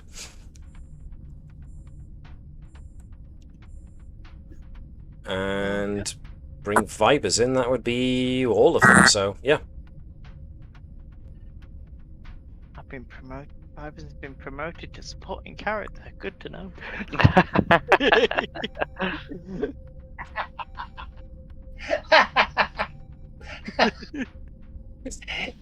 Yeah. We do value you, Navis. Let's not downplay your... Didn't have You're to welcome. plane. Oh dear. Okay, Vibes so just sat there from the command chair. I'm helping. Yes, Commander. Yes, you're very helping. Just Okay. take them down to the holodeck and just make a sand pit. It's like, Starfleet's asked you to make another sandcastle today. Wah, wah, wah. And that's why we haven't heard from Edwards in a while. Ooh. Touche. Making sandcastles. All right, so is Vibers joining in this, or is it somebody else? Yeah, go on then. Okay, so who's leading this? The Tinker Experimenter, or somebody with actual expertise in warp field theory and signatures? I mean, statistics-wise, we're looking at a control and engineering type jobby, although it could be daring and engineering in Nova's case. Cruz will also be using daring and engineering. Stevens, however, would probably be more controlled with it, but she could use daring if she wants to join the group. All the ladies being daring. Ooh la la. All the daring ladies. All the daring ladies. All the daring. Oh, Whereas, Well-known lady. what was that, Sean? I didn't catch that. But especially Vibe was that well-known lady.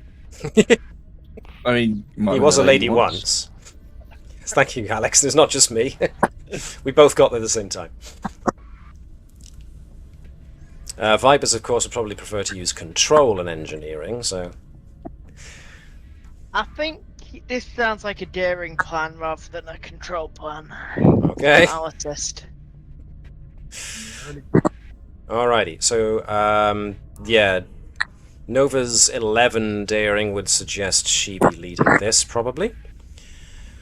If I can then get... So that's one from Vibers.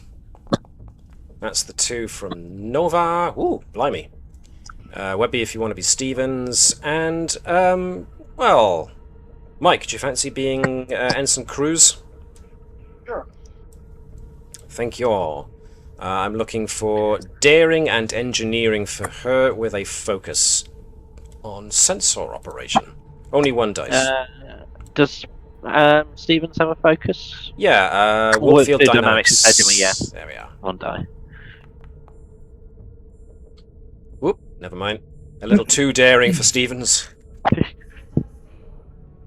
And Cruz gets a focus. Yes, please. A very good one, too. Look at that. Woo! So, We might. yeah, nice. Very good. Well done. So Cruz gets stuck in and is all the while... Nova gets the distinct impression that Cruz wants to be acknowledged for doing things like Nova. 5. Whether or not Nova chooses to acknowledge that at all is entirely up to Sean. I think she'd acknowledge that she's trying, but in a negative way. Oh, okay. Pat her on the head. Well done. No, like it's like, well done. Looks for a name badge. Who are you again? Ooh. Oh, you're the new recruit. Yeah, we don't bother naming the recruits. They don't last long enough. It's more that she thinks that she's been sent as a deliberate spy, so is trying to be what the crew want. Yeah. She's just expecting that she's there to monitor Hello, so she'll be doing all she can to keep her away from Hello. Oh, I see. Okay. Given what we Interesting. know about it, it does seem like she's been made specifically for what Nova would like, because the similarities in certain things are quite striking. I just got my name, Ensign. Oh, everybody knows your name, sir. Alex 5. Okay, yes, that is an unequivocal success. If that's even a word. If it's not a word, then I've just invented it, and it's now mine. It's 1, a 2, word. 3, 4, 5 now? successes. My God. Right. Cool. So with that amount of successes, you use previous encounters with Ferengi ships to get you a good idea of how you need to tweak the overall warp signature for your ship. Now, the good news there is that because Ferengi ships, A, want to be powerful enough to be able to incapacitate other people's ships when they sneak up on them, so that they can try and basically steal other people's stuff. But also because they are so profit-minded, they skimp on safety features. A lot of Ferengi marauders especially are known to have a higher power output for ships their size, so you can alter your warp signature very effectively to appear as if you are a Ferengi Marauder class vessel, and anybody who looks at it from afar at least will see what they expect a Ferengi vessel to see to be, which is bleeding off far too much excess warp energy, probably because they haven't taken the time to secure all of their systems. So your ruse should work as long as nobody gets too close. So we're talking visual scanner range, short range sensor scan kind of jobby. So with that done, you are ready to set off. So you guys are going to be assuming this disguise, as it were, from the moment you set off from Minos Corva, or are you at least going to wait until you cross over? Pardon me. No, you were in Minos Corva, that's right. Yeah, let's assume they have very long-range sensor systems and go from here. Okay, that makes sense. I was going to suggest that black area between the Cardassian Union and the Calandra system, but what you said actually makes more sense. So that's groovy. We'll go with that. Cool. So it takes some time because you are A, trying to travel in such a way that doesn't give away your actual warp speed capabilities and doesn't disrupt the impression you're trying to give off, which is Ferengi. So, as you start closing in on the Marvis system, this is when it starts coming within long-range sensors. And so, on Ori's sensor scan alert, as well as... who else would have access to that? Pretty much Ops. Ops and Ori would get a long-range sensor ping that there you are coming up on what appears to be a form of subspace communication relay in the middle of the Marvis system. Also, there are sensor blips that indicate warp-capable ships. There appear to be 3 of them in the Marvis system, as well as the communication array. What would you like to do? I got nothing but interrupted attempt at someone trying to say something there. So, would we be able to surreptitiously scan those ships to find out what they are and their capabilities? Yes, in your own way. But at the same time, if you want to gain more detail other than what you can get from a long-range examination, you would be doing an active sensor scan. So focusing your sensors in one area. Something which they could probably detect. It's basically knowing somebody's looking at you. Or rather, they would know someone's watching them. So you're at long range enough that your warp field disguise is definitely masking your signature. but at the same time, the destination you're going to now not only has a subspace communication array, it also seems to have a number of ships, a small number of ships, but there do appear to be a number of ships in this system as well. Now, Ori said hide. Yeah, well, I mean, Or Mike did, either way. yeah. I mean, yeah, we could hide on the opposite side of the planet and take just take scans. See what it lists you. Okay, cool. In that case, I will ask for somebody to give me, let's think, a very careful. This speaks to being careful, so I'm going to ask for control. And let's think. Ordinarily, I'd say control and security. Oop, who did we just lose? We got Sean, we got me, we got Mike, we got Gareth, we got Navis, we got Alex. Webby, it was Alex. Alex. Yeah. Okay. And there was no loss noted. Don't be mean. Sorry. And there was no loss noted. Okay. Quiet. I'm having Discord issues. I can't see the screen or anything. Ooh. The screen, the messages zoom, even.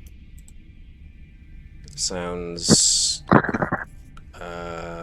On any not channel wanted. I've got. Oh, well. Suboptimal. I have entirely forgotten what I was doing. So I was looking for anyone who wants to actively scan the... Was it the ships or just the local area more focusedly? I'd say local area, but deliberately trying to catch the ships in it. Alright, so be look like like that. you're just plain scanning, but make sure that when you do, just give a wave of your scanner wand over the place that you make sure you catch the ships in it kind of thing? Mm-hmm. Okay, cool. Looking like you're trying to you catch them by accident. Right, nice. In that case, I will ask for, again, anyone, to give me a control and science or a control and security check to use sensors to actively scan the ships. Somebody else can also be the Navis, assisting with sensors and science. Meanwhile... I'll do it. Okie Control dokie. science. Yes, please. Can I have... Who hasn't rolled much recently? Gareth, you Gareth haven't hasn't rolled rolled. much recently. How about you Yep. be the Navis? Okie dokie. So that's one success from Ori.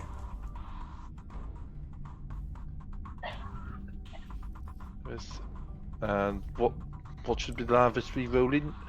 Science officer. Whenever you use sensors, you may ask one additional question. Okay, cool. Hold on to that then, Mike. We're looking for sensors and security, I do believe, from the Navis. Sensors and security. Oh dear. Interesting. Mike, how many Legion of Honors have you got before I come up with something? Oh no, Webby's there first. So, okay.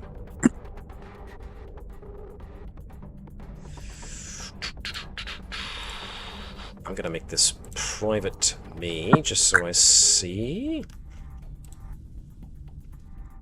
Okay, so what do we get? We got one success from Ori, and we ignored the complication. Alright, cool. Alright then. So, you are coming up on the outskirts of the Marvis system, and as such you have got the reading of the comm array and the other 3 ships. There are definitely 3 ships, all of them smaller than your own. They are moving together in a formation, and to the surprise of nobody, they come back as Jem'Hadar attack ships. They appear to be on an active patrol around the comm station. So, just to give you a kind of idea, you're at the moment some ways away, disguising yourself. There is a patrol of Jem'Hadar attack ships moving around, and there is the comm array. So, with this in mind, what's the plan? Because the Jem'Hadar will have are now starting to alter the course of their patrol. It looks like they caught your scan. So what's the plan?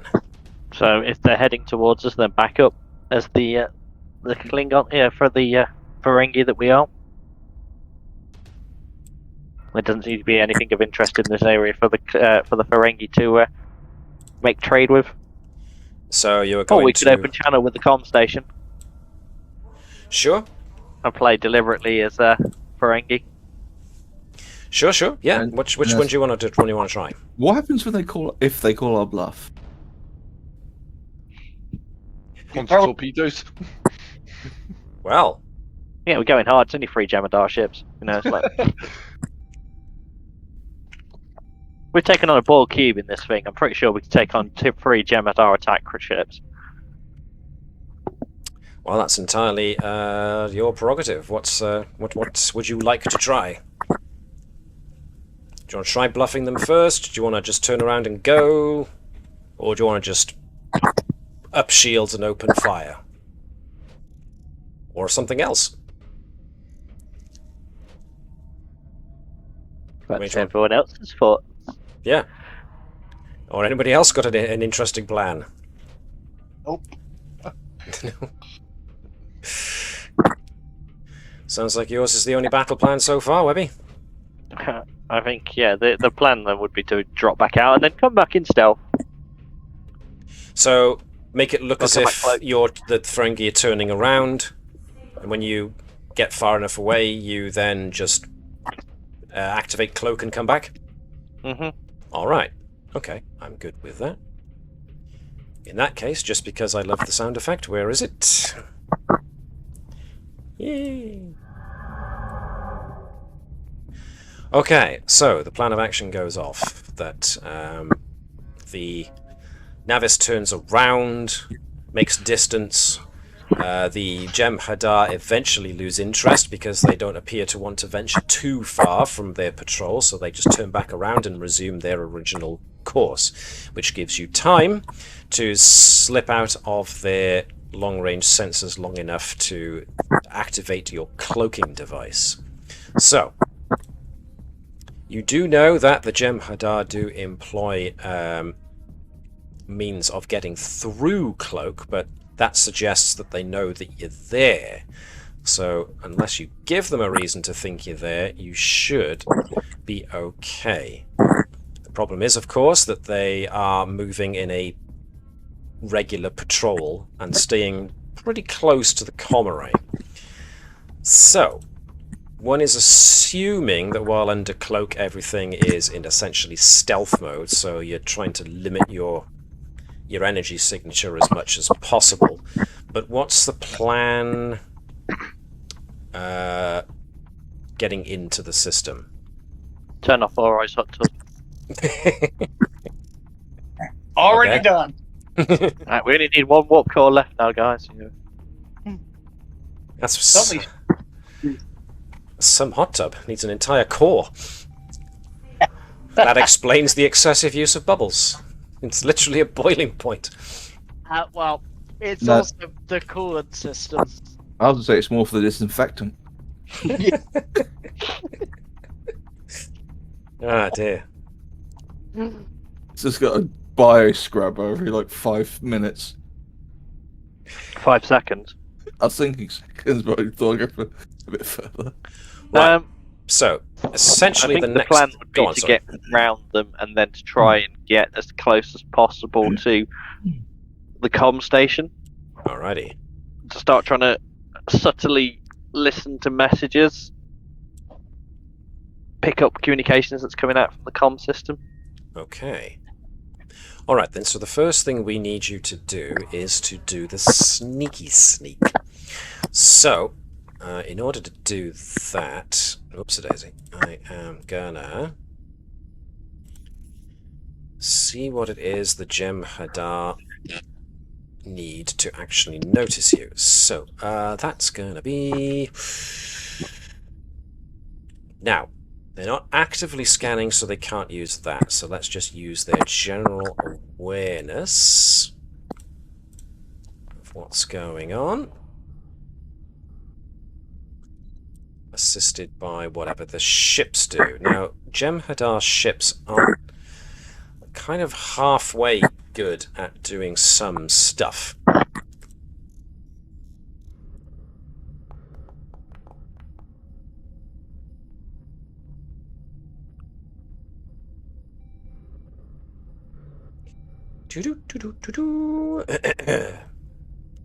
Please ignore the man behind the curtain.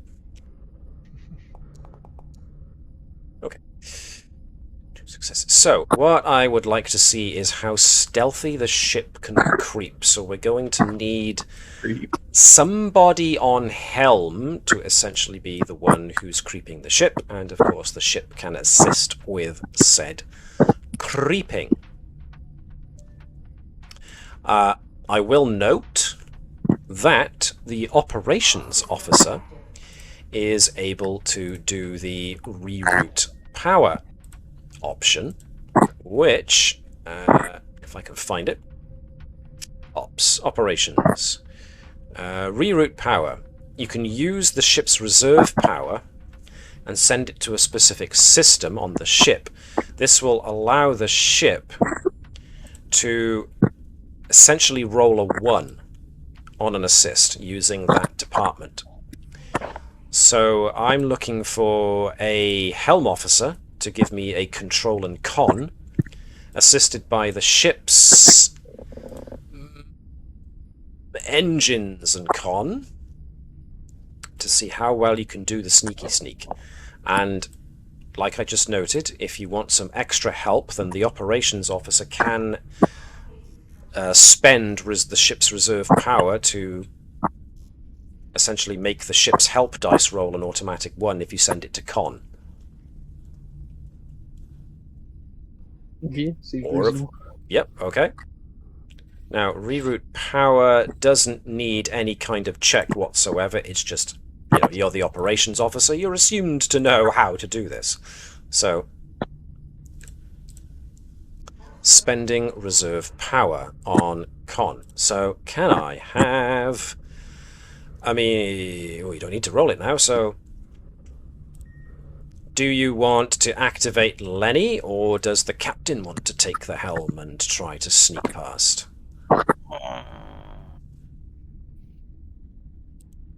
I will assist Lenny. Okay. I will let Lenny do his job. Cool. Which means we use Lenny, which means we've got 3 left. Because what I will say is that's probably smart to activate Lenny anyway. If things go south, then you're going to need your chief helm officer to do the things like attack patterns, evasive maneuvers, and all that kind of stuff, if this gets into combat. So activating him is probably a pretty safe idea. I can let him think that he's flying. Activate the fake steering wheel. Yeah, commanding from the helm. Just like, yes, well done. It's the opposite way around. The helm from the command chair. It isn't bar helium when you got to set up a fake steering wheel for the captain. No, but he does have a manual joystick that he can use. It's just we kind of hide it from most captains. Unfortunately, he was a tactical officer. Alright, so since Nova is no longer rolling for the ship, we're assisting Lenny. Do you fancy being Lenny, Sean? Alrighty. Cool. So we're looking for control and con from Lenny using his... I don't know, either his astronaut... Probably his large ship's cruiser's focus. The captain is assisting, so is rolling 1 dice with control and con as well, so... And commanding from the helm... Ooh! Well then. Alright. Okay, no problem. Ooh, is there any kind of stellar phenomena that could interfere with it? Well, if you remember, Mike, when you did do a scan, you did bring up the fact that as science officer, your role benefit is that if you succeed at a task to do with sensors, you can ask a question as if you were doing the obtain information thing for free. I'd like to ask that then. So it's a question that I have to ask honestly. Because historically, there are different things that they've said over the years that can interfere with that. So, yeah, it is a question worth asking. Are there any sort of stellar phenomena that could interfere with scans? Is that the question you want to ask specifically? Yeah, and even like we could use some type of ionizing radiation, maybe. You know, I don't know. Well, So no. be more. You want to find out if they're in the system rather than if there is as a possibility. To be pedantic. Okay, so there is a minor stellar phenomena that is causing some system ionization. It may indirectly be responsible for whatever weird data corruption may have happened. It's not that major, but if you wanted to spend 2 momentum to create a trait, you could conceivably use some kind of Trek science to exacerbate the local phenomena so that you could use it to your advantage. Like that. The crew agrees. Does the crew indeed agree? Yep. Alright, so if you're alright with spending 2 momentum, I will create the trait. That's a bit too small. Let me make it a bit bigger. Ionic interference. I will give it a rating of... Well, I said it was background. I'll give it a rating of 2 since you've gone and tried to make it worse. So, alright. It will make your ship's signature that much more difficult to detect. It may have some interesting side effects on your own efforts, but you can definitely use it to keep yourselves hidden. Well, you'll pick up the active scans in the area, right? So that's... So yeah, you could use that to interfere with any active scans they take of the area. We could still detect they're making the scans, right? Yeah, yeah. Cool, thank you. So that was good thinking there, Tonto. Sorry, did I just relegate you to sidekick? I do apologise. So was the stories. So, the Navis gets piloted all too expertly, using a combination of fantastic, stupendous helm operation, some shunting of reserve power to the helm systems, and also the generation of ionic interference from the Chief of Science to successfully slip past the Jem'Hadar patrol. So, you now count as being hereabouts after having created the ionic interference trait. So, you have slipped by the patrol. They are still very close by, but you are now within striking distance of the array. What would you like to do? It was mentioned that perhaps just listen in. See if you could intercept messages. Is that still the plan, or do we want to try something else? Or in addition? I think that'd be the initial, but that would then build for the next part of the plan. Okay. Potentially, we need to work out what's going on in this area. Is this going to be a staging point? Are they looking to attack? And then, if we do get confirmation of it, we can launch a surprise assault. Yeah. Okay. All right then. And then get out of here before they have a chance to detonate or destroy their communication station and run away like a little girl after we do it. I would rather you didn't run away like a little girl. I would rather you ran away like Captain Jack Sparrow, but that's just me. Okay, Okey-dokey. Ensign, I have a new challenge for you. Let's go back to the bridge Wait. then. I want you to figure out how we can make the ship run away like Captain Jack. You let me pilot, sir, and I will do the best I can.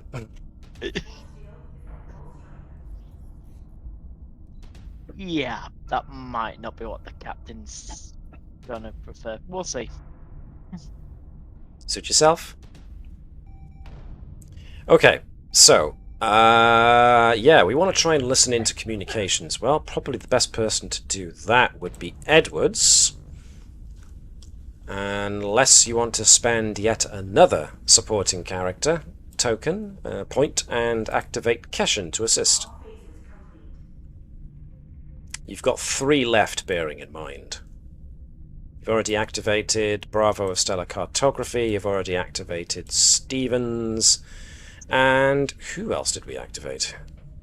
Who have I missed? Was it Bravo of Science? That was it.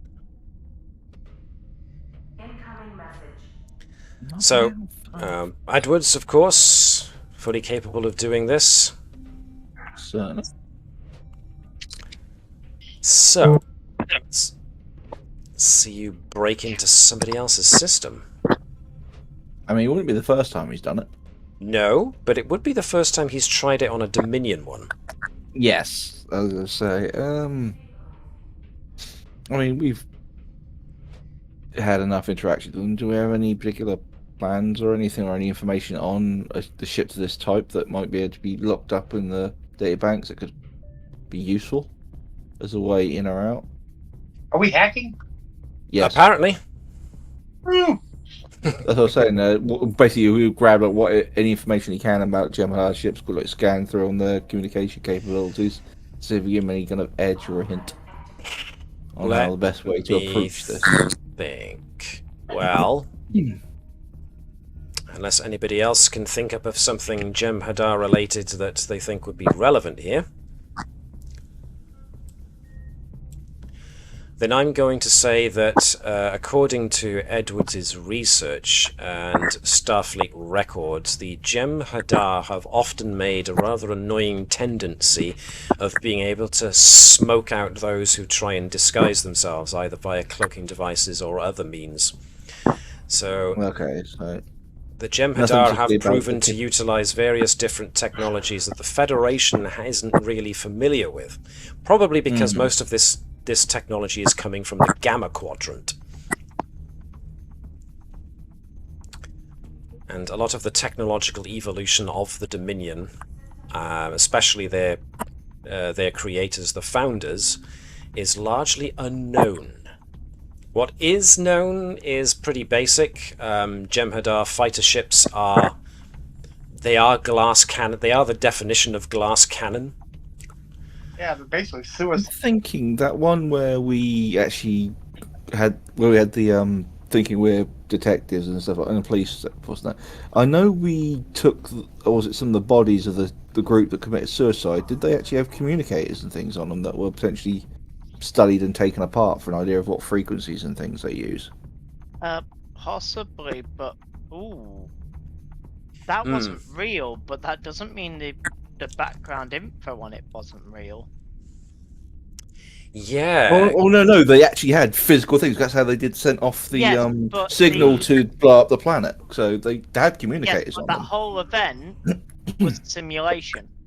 But I do see Apart what from the end Alex bit is that wasn't. getting to here. There was something at the very, very end that somebody did. Problem was, it was very brief. A very brief, flaccid communication. But they still had the devices on them to do it.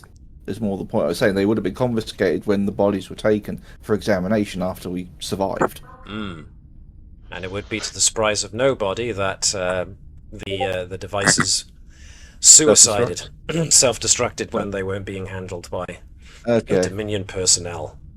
It was worth the grasp of the straw. Oh yeah, absolutely. In fact, well done for remembering. But yes. The suppose Dominion it'd seem be- very. They give away their great technology to those who seem to sign up to the idea of being part of the Dominion. Otherwise, they're very careful with who they hand out this level of technology to. It seems. Given the nature of this, I'd like to use. Let's try something risky. Ooh. And also would like to have some sort of preset recording on basically make what he's doing basically to be recorded down, because whatever information can be gleaned from this is going to be incredibly useful. Okay. All right then. Anybody else's help you want to call in for this, or is Andrew's going to be Kesson with decryption? Kesson with decryption. Now, I will say once again that you only have 3 supporting characters left that you can activate. Sorry, good point. So it's entirely up to you guys if you think you want to activate Kesson to help with this, or if you want to save the supporting characters just in case. I'm just going through to see who's got what quickly. It's fine. Probably best if folks do check.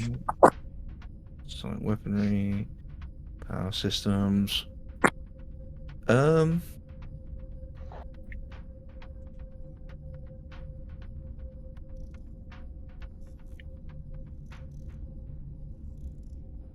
I'm guessing Nova's infiltration's only of a more physical type rather than digital. Potentially. The trouble is, we've never known the full extent of Nova's infiltration training. Is there someone that has wetware or some sort of? I know we've got someone who does something like this. We're not talking about Ori here, are we? No. God, no. That's a different problem.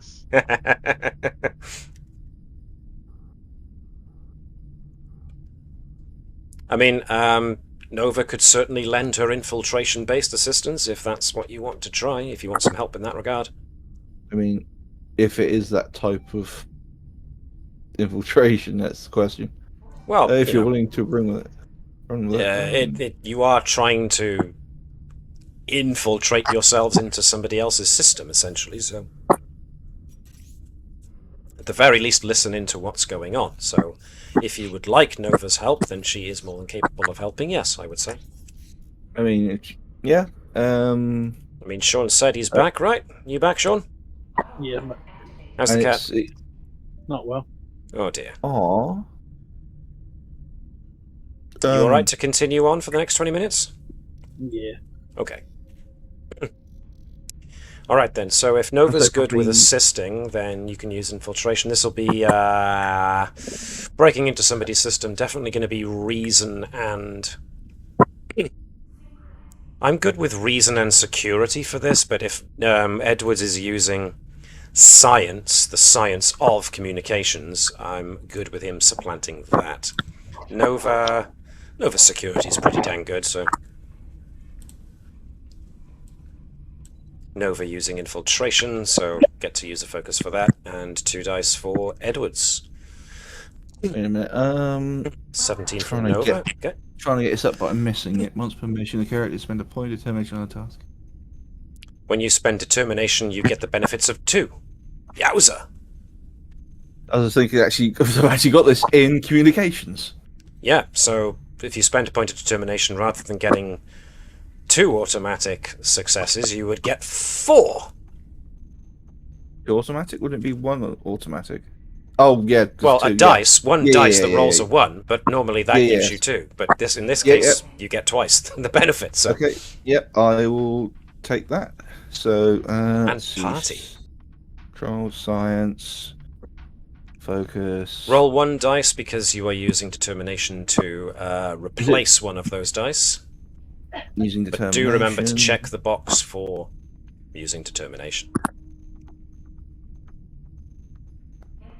5, not bad. So that is ridiculous. That is a truckload of successes right there. Okay, so Edwards once again displaying his aptitude with breaking into other people's communication systems. While we're recording this. Yeah. Boop, boop, boop, boop, boop. Okay. So. I might have a job for you later. Right, so the array is definitely a signal receiver and transmitter. So it's more than likely a relay station. So it's receiving communication signals from elsewhere and boosting them onto somewhere else. The only trouble is, it seems that the ionic interference that was already present in the system has managed to corrupt the data of pretty much every signal that is going out from the array. So you're able to catch snippets of information, but a lot of it is garbled. Enough of it suggests that there is definitely some kind of military operation being planned, and it looks like soon, because you're tracking communication between a number of ships, which suggests an attempt at coordination. But like I said, the nature of the corrupting element of the ionic interference in the area is spoiling some of the headers, including the ones that you are actively intercepting, which leads you to a very definite conclusion. If you want the full, uncorrupted information about the communications that are being sent out, you will probably have to, unfortunately, get your hands on the actual data chips inside the array itself. Would the amount of successes brought us up to max momentum? Oh, Is it absolutely. 6? Yeah. Absolutely, doodly. And also, with how well that went, would I be able to actually leave backdoors in on the communication so we can actually continue listening in if required? I'm going to go with yeah, definitely. And obviously recording like what frequencies, any basic information as well, just that so this could be spread to the rest of the fleet. Yeah, absolutely. Yeah, code frequencies, that kind of thing. Yeah, I'm good with that. Edwards, could you get some other information while you're there? Currently listening in. If you want me to push harder, No. I'd be very careful. What I'd like to know is how are they coping with this being a problem? Ooh, that's a good point. Any snippets of how they're adapting to this? No, they Because- apparently are not aware of the fault yet. It's still sending data out. It's still receiving transmissions and sending them. It doesn't appear that they're yet aware that there's a problem. How long that lasts, though... What I was wondering was more if we can prove this was a problem, can we make it a bigger problem, or can we repeat this? So we know this sort of interference messes with the headers to their messages. We've got that much. How do you recreate it? Can we recreate it? Can we force this to happen as interference to their other comm systems, or is it just a one-off? That is a question. I don't know You've if we got have the answers, but... You've got to imagine. I say you've got to. I would say you're all smart enough to imagine that the Dominion can't have been this successful at kicking the Federation's ass, including with their Klingon allies, if they weren't terribly good at what they do. This does suggest that at the moment they haven't noticed. You've got to imagine if and when they do notice, they are probably going to correct the problem very, very quickly. Yes. Which is why I'm wondering, we know... You know there's been stuff for this attack, so we know it's coming relatively soon if they're shuffling ships around for it. If it's coming relatively soon, and they haven't noticed this problem yet, could we use this as a way to give them an unexpected problem when they hit that attack? Even if it just gives us an extra 5 minutes for them being disorganized, that gives the defenders something. So start deliberately adding more corrupt headers or junk information to the Corrupt stuff going out. headers, junk info. I will If we definitely know what their say. headers normally look like, and we know how to corrupt them, can we make them forcibly resend all of their orders when we're listening? Those sort of things. Because what you're talking about here is there's something that causes corruption. Something might notice and ask for a resend. I would say at the moment you are in very good sitting to mess with their outgoing signals. And their incoming even, if you want to intercept a few and start garbling that information. But the more data that you do mess up, the sooner it is they're probably going to notice. So you are certainly in a position to start messing with their current ability to start coordinating this attack, whatever it is going to be. But you yourselves also, don't lose that thought, Davis, I will get to you, but hold on to it. The last thing I will say is that you still don't know the full disposition of what this attack is going to be, which would be very handy to know. And the best way to find that out is to get the raw uncorrupted data, which is probably sat on the server inside of the actual comm array. Now, what was it you were going to say? One of the other things we could try and do is get this thing to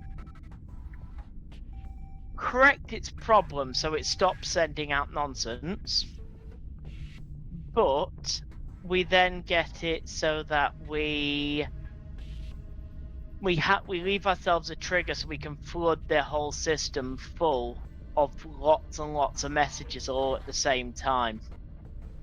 Denial of service attack. You want to DDoS the Dominion? I want DDoS the Dominion with a... it's a jamming through their own comm network. So you probably want to save that for a major operation or any major fight that we have, because we don't want to use it for this situation. I don't want to set it off now.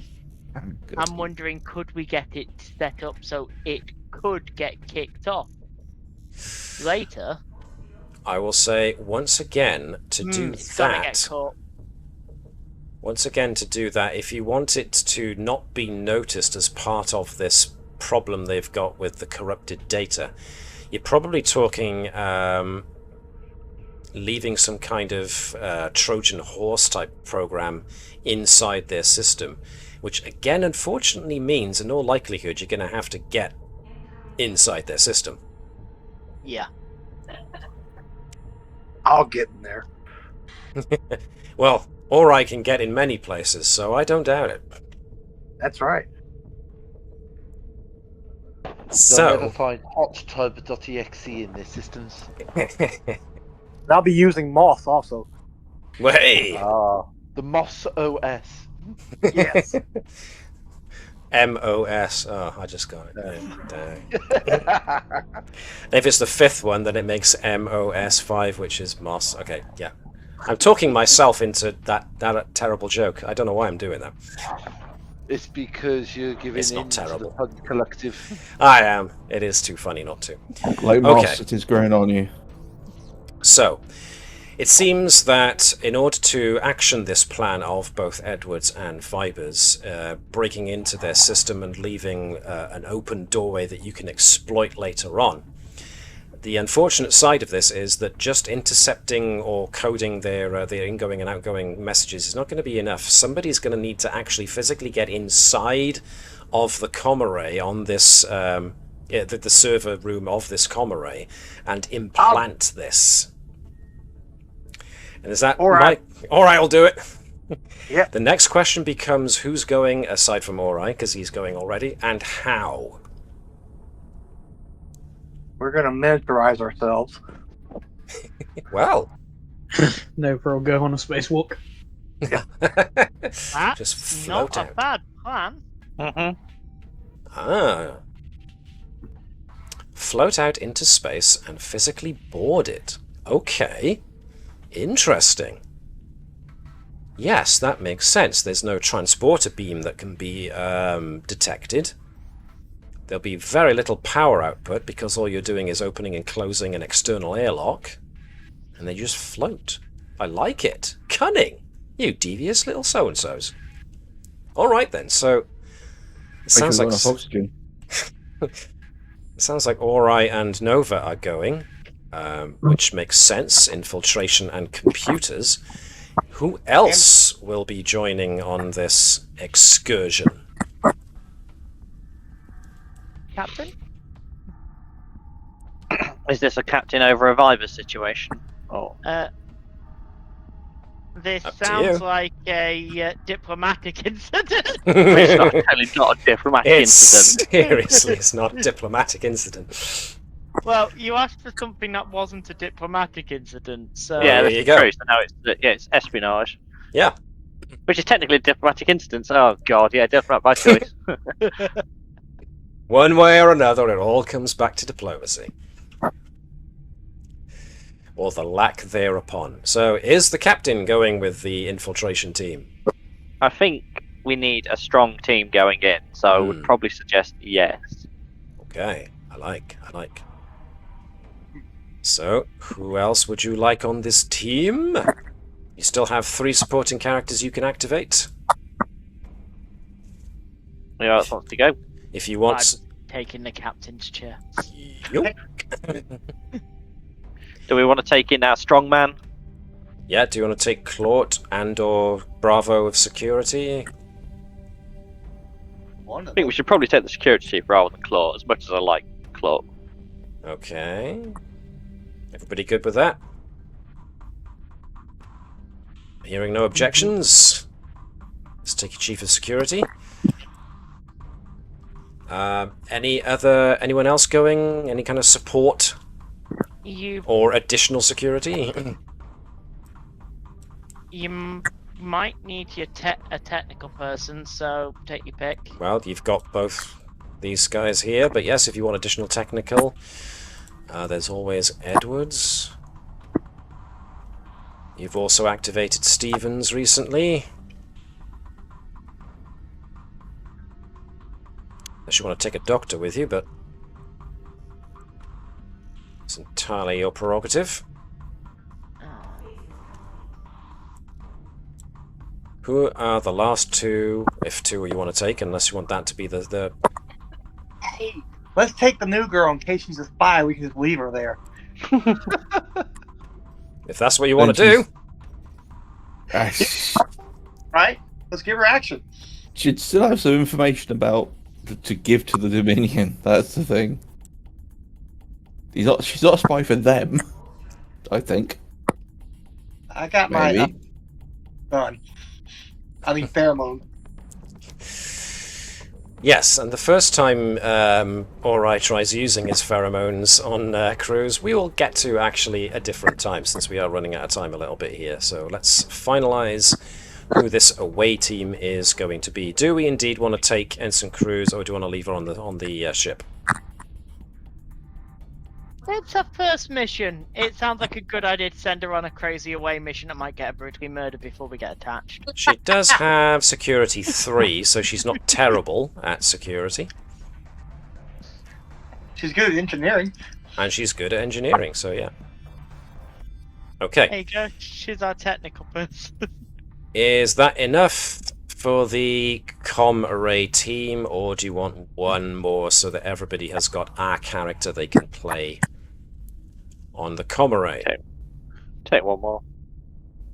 So do we want... I think you're gonna need Natik. Take Natik, activate Natik. If you hit Jem'Hadar, you want a good combat team. Mm-hmm. Alright then, taking the elite team. The Bravo and Natik duo. The tag team. The Bravo bomb and the Teak attack. Yes. We have to come up with a better name for their combined tag finisher, but other than that... And once they're off the ship, should we tell them that we're going to bifrost out of them and we boot you back in a week? Now let us be With the captain still on the array. Yes, this is Viber's coup. I see. Call me a supporting character. Now I am the main character. That's right. Whoa, playing the I'm long not quite game. that cruel. I'm going to go straight to Paramount and require my name to be the first on the opening credits. Okay. Alright then, so it seems like we have a cunning plan. EV suits and weapons and other potential paraphernalia are going to need to be procured for next time, but we'll have to wait until next week, I am afraid, to see how well the Navis pulls off this infiltration mission of theirs and manages to install some kind of trapdoor or other interesting intelligence gathering advantage in the war against the Dominion. We can only pray that nothing goes wrong. But for now, yes, I'm going to call an end to our episode there. Thank you everyone who took part and everybody who watched. We hope you enjoyed it, and I hope my players enjoyed it too. So, as per usual, I just want to check that everybody is available to continue this story and next week. Yes. As I know. Should be. Excellent.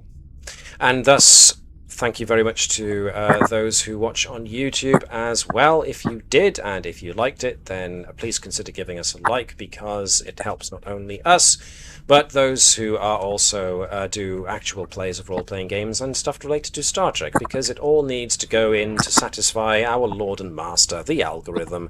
Say it with me, folks. All hail the algorithm. Thank you very much, folks. Remember to do like the Vulcans do, which is live long and prosper, and occasionally point out the logical consistencies and maybe inconsistencies of your friends when they actually try and come up with plans for infiltrating dark arrays. But also remember to engage in infinite diversity in infinite combinations. Treat each other with respect and generosity, especially in these ridiculously crazy times. I think we all need it. Until then, we will hopefully see you all next week for the continuation of this episode. Until then, Halic frequencies are now closed.